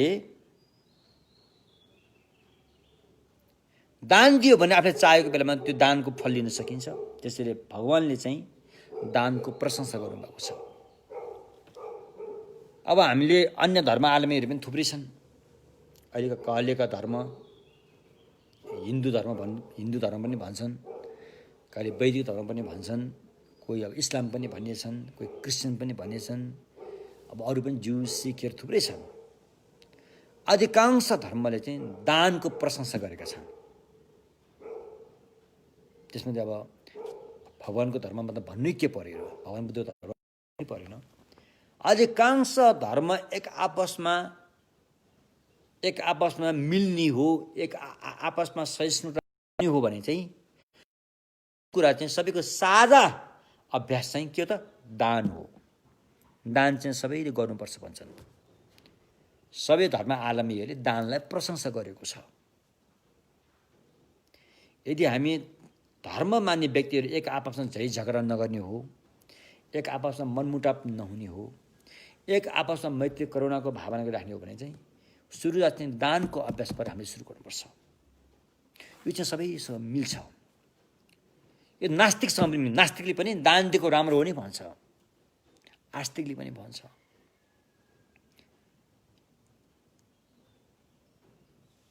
अब विश्वमा हामी धर्म मान्ने जति व्यक्तिहरू छौँ, हामी एक आपसमा हामी धर्म किन गर्छौँ यो बुझ्नुपर्छ। चाहे इस्लाम होस्, चाहे हिन्दू होस्, चाहे क्रिस्चियन होस्, चाहे बौद्ध होस्, चाहे जैन होस्, चाहे ज्यूज होस्, चाहे सिख होस्, हैन, हामी धर्म किन गर्छौँ? केको लागि गर्छौँ धर्म? सुख पाउनुलाई, मात्र सुख पाउनुलाई। हामी पाप किन गर्छौँ? त्यो पनि सुख पाउनुलाई। हरेक प्राणी, मान्छे मात्र होइन। सुख कहाँबाट आउँछ? साँच्चीकै सुख आउने त पवित्र दया मायाको भावनाबाट आउँछ। पवित्र दया माया भने यो धार्मिक कुरा, यो विश्वव्यापी सबैको साझा हो। यो सबै धर्मले यसलाई प्रशंसा गर्छन्। पवित्र दया मायाको भावना एकदम राम्रो भनेर सबै धर्मले स्वीकार्छन् र यसको विकास गर्नु पर्यो। जुन धम्म साधना गरे बापत तपाईँले पवित्र दया मायाको भावना विकास गर्न सक्नु भएन भने त्यो धर्मै होइन। त्यो धर्म अधर्मलाई धर्म भनिरहेको मात्रै हो। पवित्र दया मायाको भावनाको विकास गर्नु पर्यो। त्यो कहाँ गर्ने? यही मनमा गर्ने हो, बाहिर छैन। फेरि गर्ने यही भित्र मनमा हो। यो मनलाई चाहिँ पवित्र दयामायाको भावना, ओतपोत दयामायाको भावनाको घेरामा हामी राख्न सक्यो भनेदेखि अनि हामीले चाहिँ सुख पाउँछौँ। कसरी भन्दाखेरि पवित्र दयामायाको भावनाले अरूले दुःख दिँदैन। फेरि अरूले दुःख नदिन साथ आफ्नो सुख त सुरु भइसक्यो त्यहाँबाट। प्रकृतिको नियम त्यो हो, प्रतिसंस्थाको नियम। अरूले दुःख नदिन साथ आफ्नो सुख त्यहाँबाट सुरु भइसक्यो। त्यसकारण पवित्र दयामायाको भावना, यो अभ्यास चाहिँ विश्वव्यापी अभ्यास हो। चाहे त्यो धर्म मानोस्, चाहे नमानोस्, चाहे आस्तिक, चाहे नास्तिक, सबैलाई साझा हो यो। किनकि सुख पाउने चाहना सबैको साझा हो। साँच्चीकै सुख पाउनु हो भने हाम्रो मनमा पवित्र दयामायाको भावना पहिला त्यो हुनु पर्यो। मनमा घृणा, मनमा अविश्वास, मनमा चिन्ता, मनमा सङ्कुचित भावना, यिनीहरूले त सुख त पाउँदैन, दुःख नै ल्याउँछ। त्यसकारण पवित्र दयामायाको भावनाको अभ्यास गर्न बौद्ध हुनुपर्छ भन्ने छैन, तपाईँ क्रिस्चियन हुनुपर्छ भन्ने पनि छैन। तपाईँ जुन धर्म जान जे मान्नुभयो त्यहीबाटै तपाईँले विकास गर्नु पऱ्यो। त्यो आफ्नै त्यो धार्मिक ग्रन्थहरूमा के बताएको छ त्यो सिकाउने अब गुरुहरू होलान्, मास्टरहरू होलान्, उनीहरूबाट यसमा छलफल गर्ने पवित्र दयामायाको भावना कसरी विकास हुन्छ। त्यो कथा मात्रै भनेर काम छैन। ए भगवान्ले आए रे, उसलाई मारे रे, उसको त्यो वस्त्र हरण गरे रे, यो गरे रे, उसलाई हो भगवान्, यति मात्रै काम चल्दैन। यति मात्रैले तपाईँको चित्त शुद्धि हुँदैन। चित्त शुद्धि हुनलाई मनको अपरेसन गर्नुपर्छ। मनको अपरेसन गरेर यस्ता सङ्कुचित भावनालाई फ्याँकेर विशाल उदार भावना, पवित्र दयामाया चाहिँ, दयामायाको टुसा हाम्रो मनमा चाहिँ उमार्नुपर्छ। तब मात्रै पवित्र सुखहरू पाउन सम्भावना रहन्छ। अन्यथा यो कथाहरू यति मात्रै गरेर, तीर्थयात्रा मात्रै गरेर, गुरुहरू कहाँ गएर टाउको सहीपर ढोकाए पनि, ठोक्केरै आए पनि, गुम्बामा गएर टाउको ठोक्काएरै आए तापनि, मन्दिर, मठ, मन्दिर, गुम्बा, चैत्यहरू चाहिँ 50, 60, 100वटा जोर जुटेर कोरवा गरिदिए पनि जबसम्म मनमा पवित्र दयामायाको भावना जाग्दैन तबसम्म तपाईँले भने जस्तो सुख पाउँदैन। यो कुरा नितान्त जरुरी छ। त्यसरी चाहिँ यो दानको अभ्यासबाट पनि हाम्रो मनमा पवित्र दयामायाको भावना जागेर अनि हामीले अरूलाई चाहिँ दान गर्ने भावना आउनेछ। यस्तो किसिमले दान, राम्रोसँग दानको साधना गर्ने व्यक्ति, साधक साधिकालाई आफूले चाहेको बेलामा धन सम्पत्ति पनि पाइहाल्छ रे। उसले धेरै मिहिनेत गरिनु पर्दैन, चाहेको बेला धन सम्पत्ति पाइन्छ। उसलाई आवश्यक पर्दाखेरि धन सम्पत्ति पाइन्छ। किनकि उसको दानको पुण्यले नै त्यो चाहिँ उसलाई चाहिँ मिलाइदिन्छ। यो प्रकृतिको नियम हो। उसको मनमा त पवित्र दयामायाको भावना छ नि है, त्यसको यति शक्ति हुँदो रहेछ कि उसको बोली बिग्छ, बोलीमा पवित्रता आउँछ। त्यसले गर्दाखेरि तसुकै कठोर मन भएको व्यक्तिले पनि दिउँ यसलाई मद्दत गरौँ भन्ने मन आउँछ। किनकि उसँग पवित्र दयामायाको भावना छ। त्यसो भएकोले